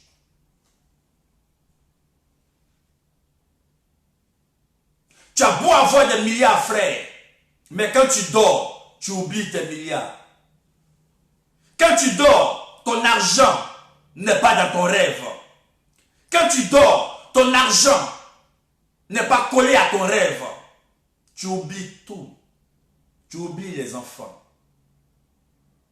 Tu oublies ta femme. Tu oublies tes amis. Tu oublies même ton travail. Tu oublies même tout ce que tu as dans ta maison. Pourquoi? Parce que tu dors. Tu dors. Et pendant que tu dors, qui est-ce qui va te réveiller? Qui est-ce qui va te réveiller dans le temps? Qui est-ce qui va te réveiller dans l'heure? Qui est-ce qui va te réveiller dans ta saison? Qui est-ce qui va te réveiller à cette heure-ci? Frère, même pour que ton frère vienne te réveiller, il faut la décision de quelqu'un. Pour que tu sortes de ton sommeil, il faut la décision de quelqu'un. Pour que tu te réveilles en bonne santé, il faut la décision de quelqu'un. Pour que tu te réveilles et que tu puisses parler, il faut la décision de quelqu'un. Pour que tes yeux s'ouvrent, il faut la décision de quelqu'un. Et cette personne, c'est Jésus-Christ de Nazareth. Si Jésus-Christ ne te réveille pas, tu ne seras jamais debout. Si Jésus-Christ ne te réveille pas, tu n'auras jamais quelqu'un pour te dire c'est l'heure d'aller au travail. Si Jésus-Christ ne te réveille pas, tu ne sauras jamais que tu as une famille. Si Jésus-Christ ne te réveille pas, tu ne sauras jamais que tu as de l'argent en banque. Si Jésus-Christ ne te réveille pas, tu ne sauras jamais que tu as une femme. Si Jésus-Christ ne te réveille pas, tu ne sauras jamais que tu as des enfants. C'est pourquoi aimons l'amour de Dieu et revenons à Christ. Aimons le Seigneur Jésus-Christ et que notre cœur soit attaché à lui.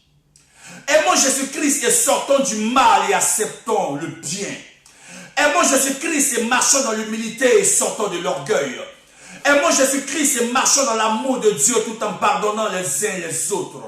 Qui a été plus blessé que Jésus-Christ? Personne. Qui a été plus humilié que Jésus-Christ? Personne. Qui a été rejeté plus que Jésus-Christ? Personne.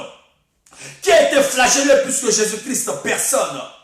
Qui a été bafoué plus que Jésus-Christ? Personne. Frère, alors si personne n'a été flagellé, personne n'a été humilié, personne n'a été à la croix plus que Jésus-Christ, alors ce que nous vivons ne sont que des choses passagères. Nous pouvons pardonner, nous pouvons avancer, nous pouvons penser aux bonnes choses, nous pouvons bâtir notre vie. L'Église a besoin de se réveiller. L'Église n'a pas besoin de faux frères. L'Église a besoin de frères qui sont du même rang que lui, qu'elle. Réveille-toi mon frère, ma soeur. Réveille-toi mon frère en ce moment. Alléluia. Gloire à Dieu.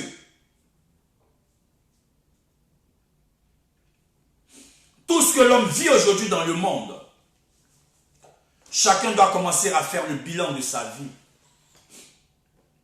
Pendant que tu vis, on est dans le mois de novembre, c'est vrai. Bientôt c'est le mois de décembre. Mais fais le bilan de ta vie. Fais le bilan de ta vie. Fais le bilan de tes amitiés. Tu marches avec des gens, c'est vrai. Mais qu'est-ce qui te lie à cette personne? C'est Jésus-Christ ou c'est le mal?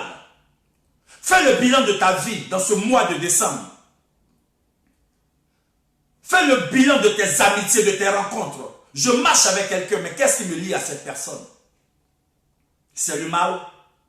C'est les critiques, c'est l'enfantillage, c'est s'intéresser aux vies des uns et des autres. Fais le bilan de ta vie. Cela est très très important. Parce que la vie dans laquelle nous sommes, frère, on peut marcher, c'est vrai, mais le bilan est très important.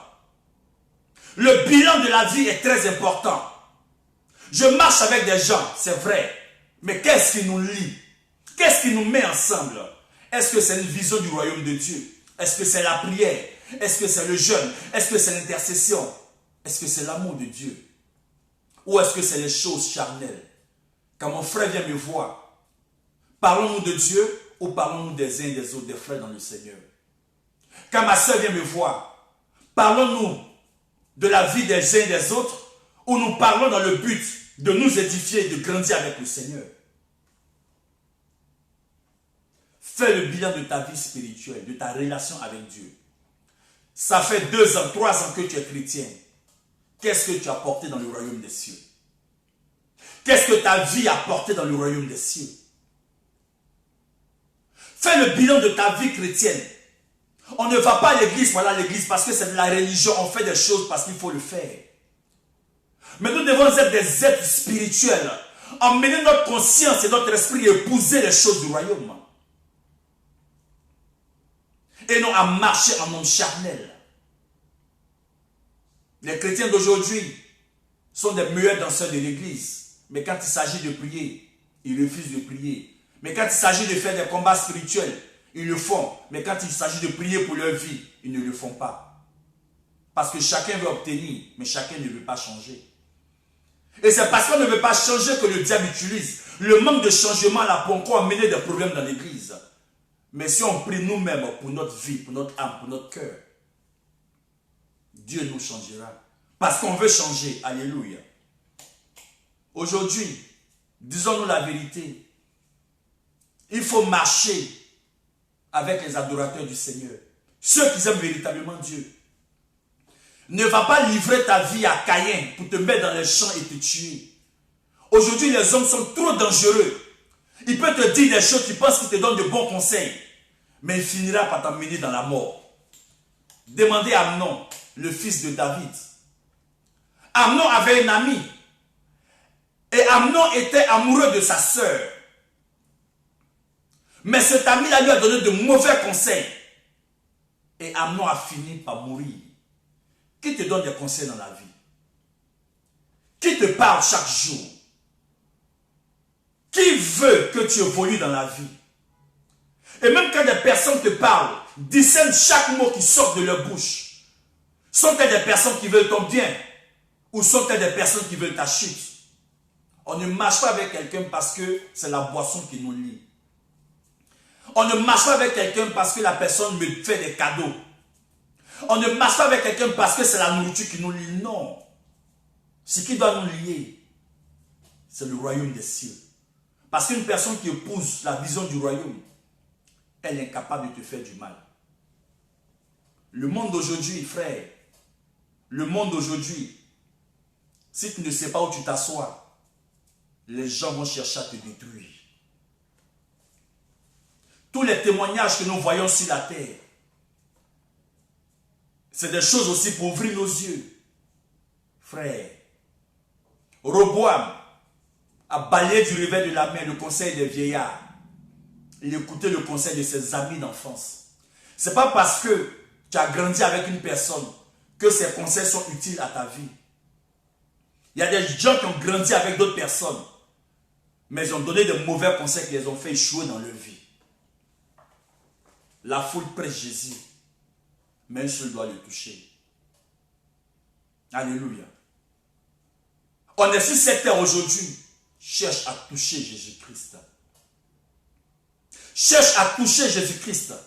La Bible dit, cette femme-là, elle avait une perte de sang pendant 12 ans. Comme il y a des personnes qui souffrent pendant 12 ans. Comme il y a des personnes qui pleurent pendant 12 ans. Mes frères, il y a certains qui pensent que c'est le moyen qui va les emmener à la délivrance. C'est du mensonge. Il y a certains qui pensent que c'est le moyen qui va les emmener à la guérison. C'est du mensonge. Elle a souffert pendant 12 ans. dans la perte de sang. Chaque jour, quand une goutte de sang tombait, elle perdait sa vie. Chaque jour, quand une goutte de sang tombait de sa vie, elle perdait la joie de vivre pendant 12 ans. Pendant 12 ans, elle perdait la joie de vivre. Pendant 12 ans, elle perdait la stabilité. Pendant 12 ans, elle perdait la paix. Pendant 12 ans, elle perdait le bonheur. Pendant 12 ans, elle perdait également la restauration. Mais la Bible dit, cette femme-là a parcouru tous les médecins. C'est ainsi que la mentalité de beaucoup de chrétiens. Ils parcourent plusieurs églises pensant qu'ils vont avoir la solution à leurs problèmes. Pendant 12 ans, ils se promènent dans toutes les assemblées chrétiennes, pensant qu'il va avoir la solution. Pendant 12 ans, il connaît tous les pasteurs du monde, mais il méprise son pasteur. Il célèbre le pasteur des autres, mais l'homme de Dieu que Dieu lui a donné, il le méprise. Pendant 12 ans, il méprise son pasteur, mais il célèbre le pasteur de d'autres communautés. Ce n'est pas mauvais de les bénir, mais c'est mauvais de mépriser ton pasteur et de croire que l'autre pasteur de l'autre assemblée est différent de ton pasteur. À cause de quoi? Des voitures? À cause de quoi? Des maisons? À cause de quoi? D'une forte assemblée? Oh frère, c'est une erreur. Jean-Baptiste n'avait pas d'église, mais c'était un prédicateur de l'espace. Dans le désert, la Bible dit, beaucoup de personnes ont entendu la voix de Jean-Baptiste et venaient se faire baptiser. Frère, Jean-Baptiste n'avait pas d'église, mais c'était un homme de terrain. Mais la Bible dit son message portait. Et des gens quittaient dans des villes jusqu'à venir se faire baptiser par Jean-Baptiste. Ce n'est pas la maison qui est le plus important. Ce n'est pas le temple qui est le plus important. Quel est le message que ton père dans la foi emmène dans ta vie? Quel est le message que ton père dans le Seigneur apporte dans ta vie? Frère, quel est le message? Élie n'avait pas de peuple, mais il a fait descendre le feu du ciel. Beaucoup de personnes n'ont pas de peuple, mais ils ont le feu en eux. Le feu qui est en eux, c'est le feu du Saint-Esprit. Beaucoup de personnes n'ont pas d'église avec 3000, 5000 personnes. Ils ont 2 membres, ils ont 3 membres. Mais le feu qui est dans leur vie terrasse l'autel de Baal. Le feu qui est dans leur vie renverse le fondement de la sorcellerie. Le feu qui est dans leur vie détruit la base des autels sataniques. Le feu qui est dans leur vie sèche l'œuvre de la sirène des eaux. Le feu qui est dans leur vie disperse ses ennemis. Élie n'avait pas de peuple, mais il avait Dieu avec lui. Mieux vaut chercher celui qui a Dieu que de te promener pour trouver quelqu'un qui a un peuple. Hérode avait le peuple avec lui, il n'avait pas Dieu. Les pharisiens avaient le peuple, ils n'avaient pas Dieu. Et parce qu'ils n'avaient pas Dieu, ils passaient tout leur temps à faire des ruses pour livrer Jésus. Il n'y a que ceux qui ont Dieu qu'on cherche à tuer. Il n'y a que ceux qui ont Dieu qu'on cherche à anéantir. Il n'y a que ceux qui ont le roi des rois qu'on cherche à détruire. Il n'y a que ceux qui ont Jésus-Christ on cherche à empoisonner. Il n'y a que ceux qui ont Jésus-Christ que les hommes n'aiment pas. Frère, Jésus-Christ avait 12 disciples. Les pharisiens avaient le peuple. Hérode avait le peuple avec lui. Mais Jésus-Christ avait Dieu. Frère, il est important de chercher Dieu que de chercher le peuple.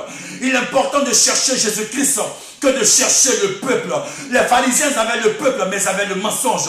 Hérode avait le peuple, mais il a mené des gens à la crucifixion.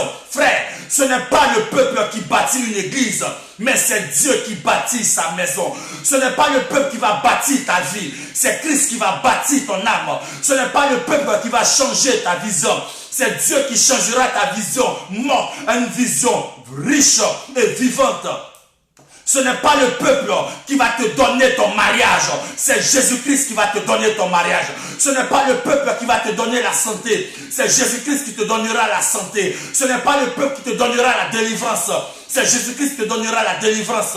Ce n'est pas le peuple qui va te sortir des liens de la mort. C'est Jésus-Christ qui te donnera de vivre. Ce n'est pas le peuple qui te donnera des enfants. C'est Jésus-Christ qui te donnera des enfants. Ce n'est pas le peuple qui te fera voyager, c'est Jésus-Christ qui te fera voyager. C'est pourquoi, mon frère, ma soeur, il te faut chercher Dieu et non le peuple. Beaucoup de chrétiens méprisent le pasteur parce qu'ils n'ont pas de peuple. Beaucoup de chrétiens célèbrent certains hommes de Dieu et ils insultent le pasteur. Beaucoup de chrétiens méprisent la voix de leur pasteur, élèvent et célèbrent la voix de d'autres serviteurs. Frère, ce n'est pas mauvais, mais le pasteur que Dieu t'a donné, le pasteur que Dieu t'a donné, le berger que Dieu t'a donné, c'est parce que Dieu sait qu'il a quelque chose qu'il a mis en lui, que Dieu t'a mené vers lui. Dieu t'a pas mené vers une foule, Dieu t'a mené vers un peuple. Dieu ne t'a pas mené vers le monde, Dieu t'a mené vers des disciples. Mon frère, ma soeur, il est temps que chacun prenne une décision, parce que si tu ne cherches pas Dieu, que tu cherches la foule, tu auras des problèmes. La Bible dit, elle avait l'argent, elle allait de médecin en médecin, elle allait de pasteur en pasteur, elle allait de personne en personne, elle n'a pas eu gain de cause. Alléluia. Alléluia. Comment est-ce que tu peux être avec ton berger et tu le traites de petit pasteur, frère? Tu le traites de petit pasteur, frère. Tu le traites de petit pasteur, frère, parce qu'il n'a pas un hélicoptère, ma soeur. Élie n'avait pas d'hélicoptère, mais il a marché jusqu'au Jourdain. Frère, c'est pas parce que quelqu'un marche jusqu'au Jourdain qu'il n'a pas le manteau pour séparer l'eau, pour séparer les problèmes. C'est pas parce que quelqu'un marche dans sa vie qu'il n'a pas la grâce de Dieu sur sa vie. Élie n'avait pas d'hélicoptère, mais il a marché jusqu'au Jourdain. Il a marché jusqu'au Jourdain. Frère, quelqu'un peut marcher, mais Dieu est avec lui. Quelqu'un peut ne pas avoir les millions, mais Dieu est avec lui. Il est préférable d'avoir Dieu que d'avoir des millions. Lisez la Bible, vous verrez. Lisez la Bible, vous verrez. C'est ton pasteur qui est petit. De la façon dont tu vois ton pasteur, c'est de cette même façon que tu ne peux pas être béni. Parce que celui que tu adules, celui que tu célèbres, il ne te connaît pas, il ne prie pas pour toi, il ne gêne pas pour toi, il ne pleure pas avec toi, il ne rit pas avec toi, tu ne le connais pas, tu le connais simplement sur les réseaux sociaux. Mais celui avec qui tu es, il prie pour toi, il jeûne pour toi, il prie le Seigneur pour que Dieu te bénisse. Et c'est lui que tu traites de petit pasteur. Parce qu'il n'a rien selon toi, mais il a le Saint-Esprit. Il n'est pas riche selon toi, mais il a les fruits de l'Esprit de Dieu. Selon toi, il n'a pas la richesse matérielle, mais il a les dons spirituels.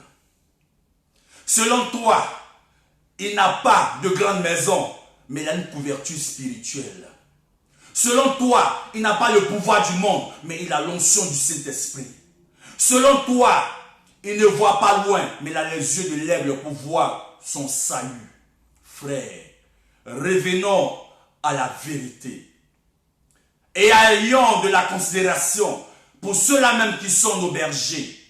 Et considérons-les, mais ne les adorons pas. Ayons du respect pour eux. Et bénissons Dieu de nous avoir donné des leaders. Le respect fait partie également, frère, du christianisme. La femme avait l'argent qu'elle voulait. Tu as peut-être l'argent. Promène-toi un peu partout. Mais certainement, tu n'auras pas gain de cause. Jésus était là. La Bible dit, Jésus, quand il se promenait, quand il était dans sa mission, il était toujours entouré de beaucoup de personnes. Il y a toujours des personnes, de nombreuses personnes autour de Jésus-Christ. Mais quelle est la motivation de chacun? Quelle est la motivation de chacun? Beaucoup de personnes ont l'argent, mais ils n'ont pas la solution. Beaucoup de personnes ont l'argent, mais ils sont malades d'orgueil. Beaucoup de personnes ont l'argent, ils sont malades de jalousie. Beaucoup de personnes ont l'argent, mais ils sont malades de rancune. Beaucoup de personnes ont l'argent, mais ils sont malades d'hypocrisie. Beaucoup de personnes ont l'argent, mais ils sont malades de méchanceté. Beaucoup de personnes ont l'argent, mais ces personnes sont malades. Ces personnes sont malades. Comme beaucoup de chrétiens qui passent partout et au final, ils finissent entre les mains des sorciers. Beaucoup de chrétiens passent partout parce qu'ils n'ont pas confiance que le Dieu qu'ils cherchent dehors est le même Dieu qui a appelé le leader. Beaucoup de personnes passent à côté. Passent à côté parce qu'ils ne considèrent rien. Ils n'ont que les yeux charnels pour voir le matériel. Mais les yeux spirituels fermés les empêchent de voir la grâce qui est avec eux. Frères, soyons spirituels pour voir la grâce que Dieu nous accorde. Et non les yeux charnels pour courir après le matériel et demain nous retrouver quelque part. La Bible dit, Jésus avait beaucoup de personnes autour de lui. Les personnes le pressaient, comme dans l'église. Il y a beaucoup de personnes qui sont pressées. Ils pressent Jésus-Christ. Seigneur Jésus-Christ, donne-moi ça. Ils ont des prières de pression. Ils pressent le Seigneur. Seigneur, ça fait longtemps que je suis là. Donne-moi ça, donne-moi ça, donne-moi ça. Frère, la Bible dit, si la prophétie tarde, attends-la. Elle marche. Dieu ne coupe pas. Écoute-moi bien. Dieu ne coupe pas. Dieu, il marche. Ce que Dieu a dit dans ta vie, il ne se précipite pas pour l'accomplir. Il prend d'abord le temps de changer tout ce qui est mauvais en toi. Pour ne pas que ce qu'il te donnera, pour ne pas que ce qu'il te donnera soit un sujet de discussion sur ta vie, pour dire depuis que Dieu l'a béni, il n'a pas changé. Non. S'il y a des choses qui tardent à venir dans ta vie, frère, ce n'est pas parce que Dieu t'a oublié. Dieu est en train de marcher pour accomplir le miracle dans ta vie. Dieu est en train de marcher pour accomplir le miracle dans ta vie. C'est l'homme qui se presse, mais Dieu ne se presse pas. C'est l'homme qui court, mais Dieu ne court pas. Quand Jésus allait de ville en ville, c'est les gens qui couraient pour aller vers lui. Lui, il marchait.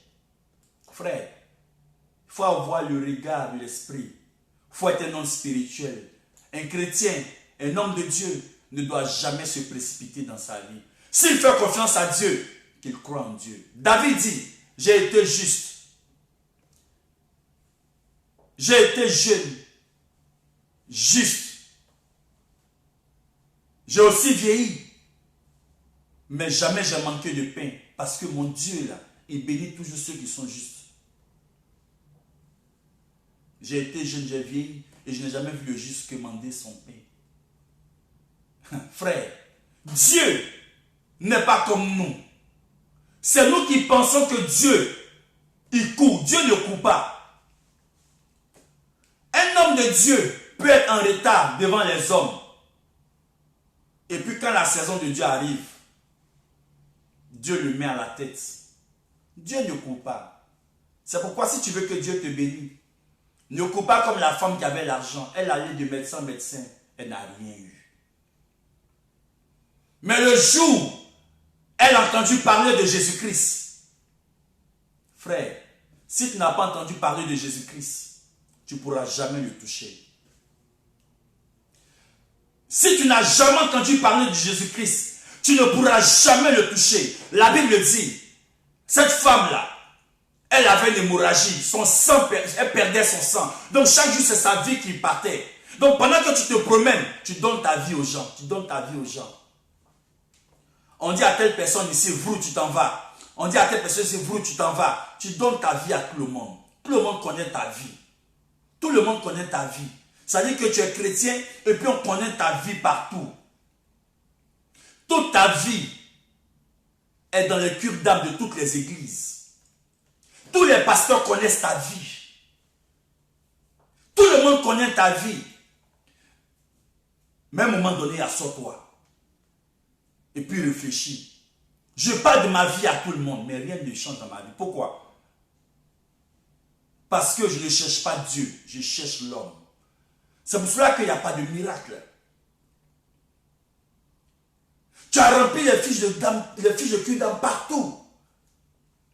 Parce que tu cours, mais Dieu il marche, prie, laisse Dieu faire. Amen. Laisse Dieu faire. La Bible dit, la dame est venue tout doucement derrière. Elle a touché la frange de la robe de Jésus-Christ. La Bible dit, elle a touché la frange de la robe de Jésus-Christ. Combien de personnes Dieu n'a pas laissé dans des assemblées? Ils ont négligé leur pasteur, mais ils sont en train de tourner en rond. Ceux qui honorent les leaders que Dieu établit sur eux, Dieu les bénit. Dieu les bénit toujours. Parce qu'ils ne voient pas les leaders, mais ils voient Dieu qui est en leur leader. Frère, faisons attention. Faisons attention. La vie d'aujourd'hui, où est-ce que tu es en train de partir avec Dieu? Elle a touché la robe de Jésus-Christ. Je veux dire à quelqu'un, la Bible dit, quand elle a touché la robe de Jésus, l'hémorragie s'est arrêtée. La Bible dit, la tunique de Jésus était sans couture. La tunique de Jésus était sans couture. Mais dans la tunique de Jésus, il y avait plusieurs vêtements. Le vêtement de la guérison, le vêtement de la stabilité, le vêtement du mariage, le vêtement de l'enfantement, le vêtement de la fécondité, le vêtement de la prospérité financière et matérielle, le vêtement également de la gloire. Dans la tunique de Jésus-Christ, une seule tunique est renfermée de plusieurs grâces, frères. Touche le vêtement de Jésus-Christ ce matin. Quand tu touches ce vêtement-là, il dit, ta foi t'a guéri et tu es sauvé. Beaucoup de personnes sont guéries dans l'église parce que le Seigneur a opéré des miracles. Mais est-ce qu'ils sont sauvés? Beaucoup de personnes sont guéries dans l'église. Mais est-ce qu'ils ont la foi qui sauve? Beaucoup de personnes sont dans l'église. Ils ont beaucoup de miracles. Gloire à Dieu. Mais est-ce que c'est la foi qui sauve? Parce que Jésus a dit aux lépreux dans le temple, vous êtes guéris. Mais à cette femme, ta foi t'a sauvé. Non seulement elle est guérie, mais elle est sauvée. Rentrons dans la dimension de chrétien guéri et sauvé. Ça dit physiquement, tu ne souffres pas des maux de la terre. Mais spirituellement, ton âme est dans le salut. Ta foi t'a sauvé. Tu es guéri et tu es sauvé. Soyons guéris de la jalousie pour être sauvés. Soyons guéris de la haine pour être sauvés.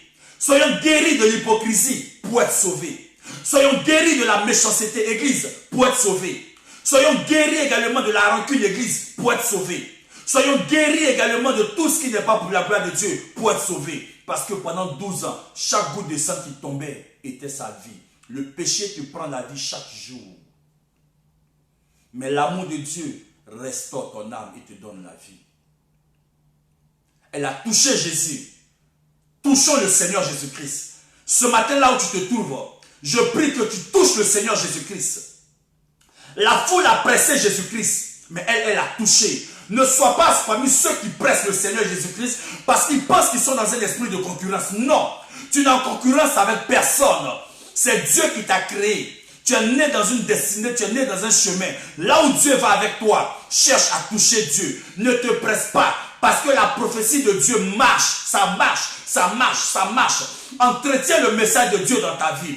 Entretiens la prophétie sur ta vie. Par l'adoration, par la sanctification, par la crainte de Dieu, par la louange, par l'obéissance, par le respect, par la crainte, par la fidélité. Entretiens cette prophétie-là jusqu'à ce qu'elle arrive à son accomplissement. Ne laisse pas l'ennemi te prendre ce que Dieu a posé sur ta vie. Ne laisse pas ce que Dieu a mis sur ta vie être détruit. Non, frère, entretiens la grâce de Dieu qui est sur ta vie par la sanctification. Entretiens la grâce de Dieu qui est sur ta vie par l'obéissance. Entretiens la grâce de Dieu qui est sur ta vie par l'amour de Dieu. Aimons le Seigneur Jésus-Christ, frère. Aimons Jésus-Christ de Nazareth. Aimons le roi de gloire. Aimons le Dieu tout-puissant. Aimons, frère, la postérité de la femme, Jésus-Christ. Lui aime Jésus-Christ. Si tu aimes Jésus-Christ, ta vie sera sauvée. Si tu aimes Jésus-Christ, tu seras libéré. Si tu aimes Jésus-Christ, la maladie, même quand elle viendra, elle ne pourra pas te détruire. Tu auras la vie, tu auras la guérison. Aime Jésus-Christ. Même si tu es stérile, Tu auras la guérison, la fécondité. Aime Jésus-Christ, même si ça ne va pas, le Seigneur relèvera ta tête. Avec Jésus-Christ, il n'y a pas poteau. Avec Jésus-Christ, on ne tape jamais sur la barre traversale. Avec Jésus-Christ, on ne tire jamais à côté. Avec Jésus-Christ, on marque toujours, on marque toujours, on marque toujours. Ma soeur, l'heure est venue pour que tu marques des buts. L'heure est venue pour que l'année qui est en train de se lever, tu sois un chrétien accompli.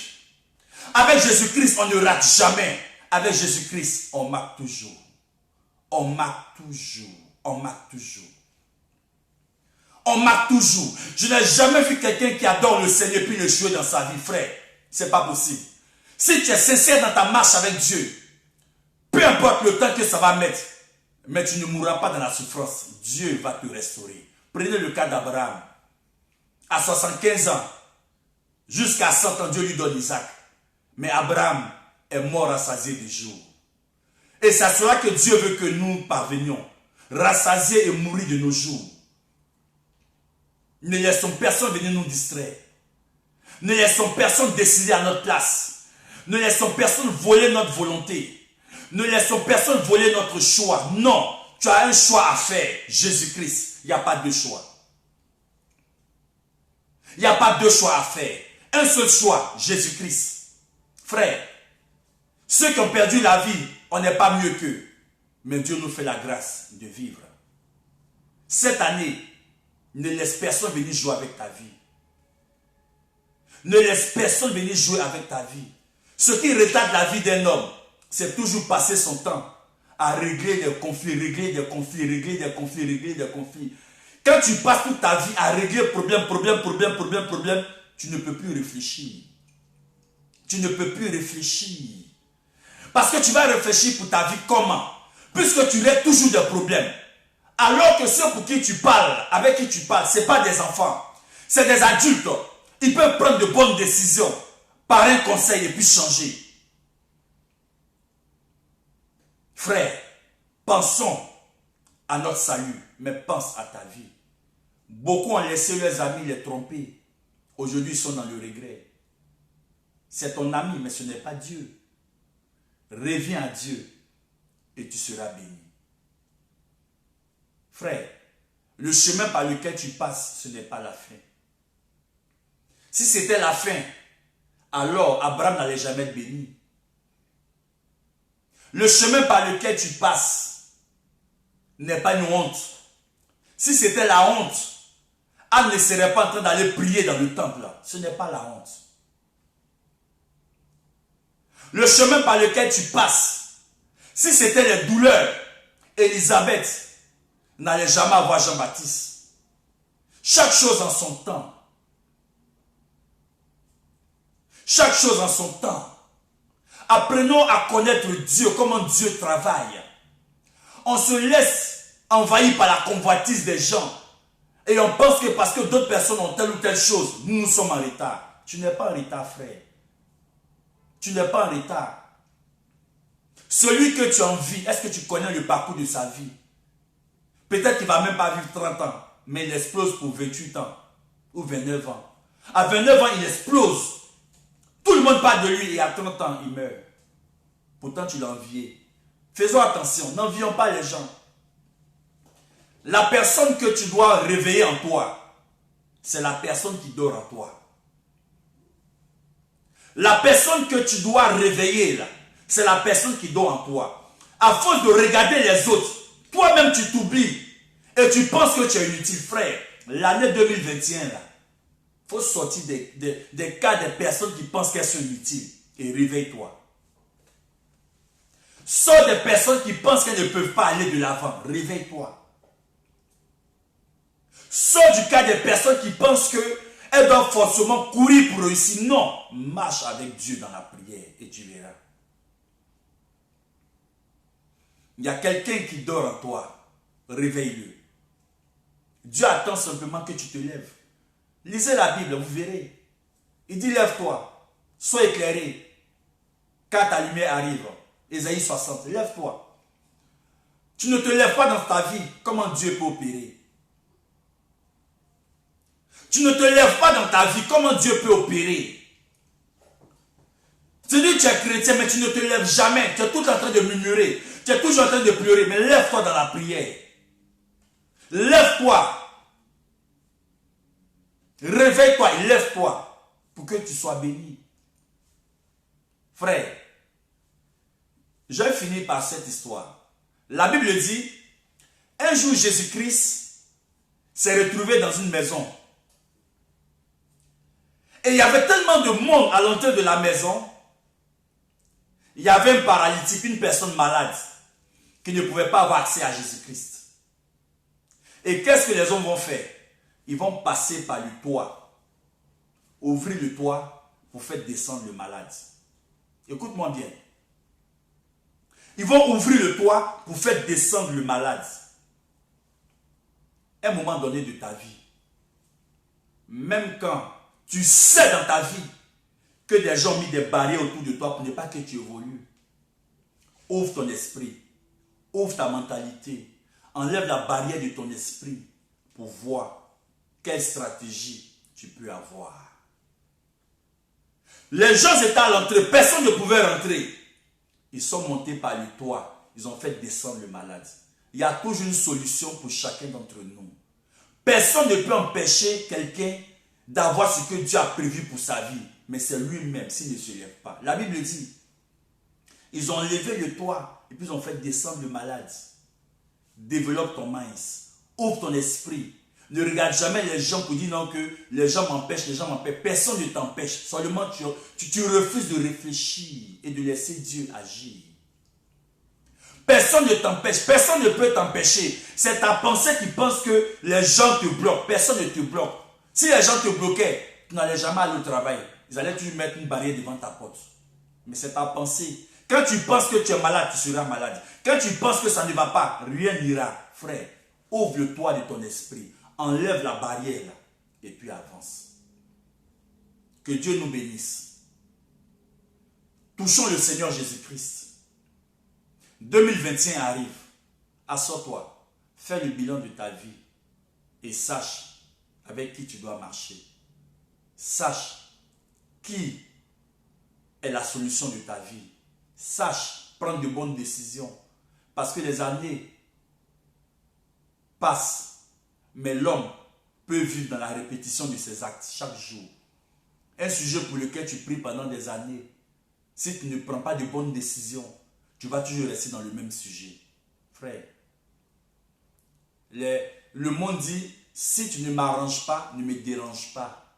Mais nous chrétiens, on ne peut pas dire, si tu ne m'arranges pas, ne me dérange pas, mais on va simplement dire, frère, commence à arranger ta vie pour que toi et moi, on puisse marcher ensemble. Parce que nous tous là, on a envie de sauver notre âme. On n'a pas envie de rester dans des camaraderies où on va toujours parler des autres. On va toujours vouloir le mal des autres. Nous aussi là, on a besoin de sauver notre âme. Chacun est sur la terre, c'est vrai, mais chacun a une histoire avec Dieu.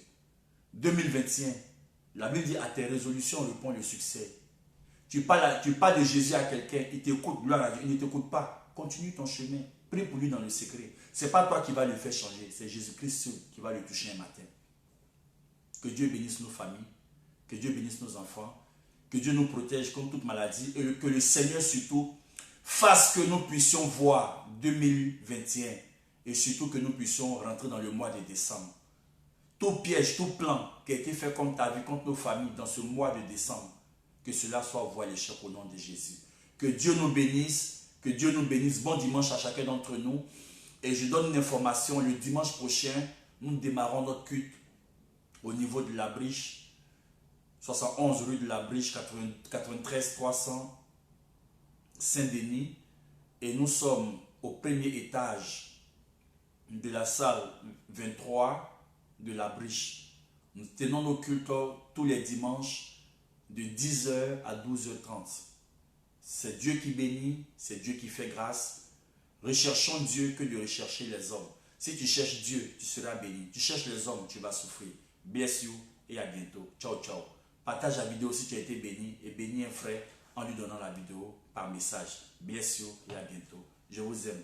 Au revoir.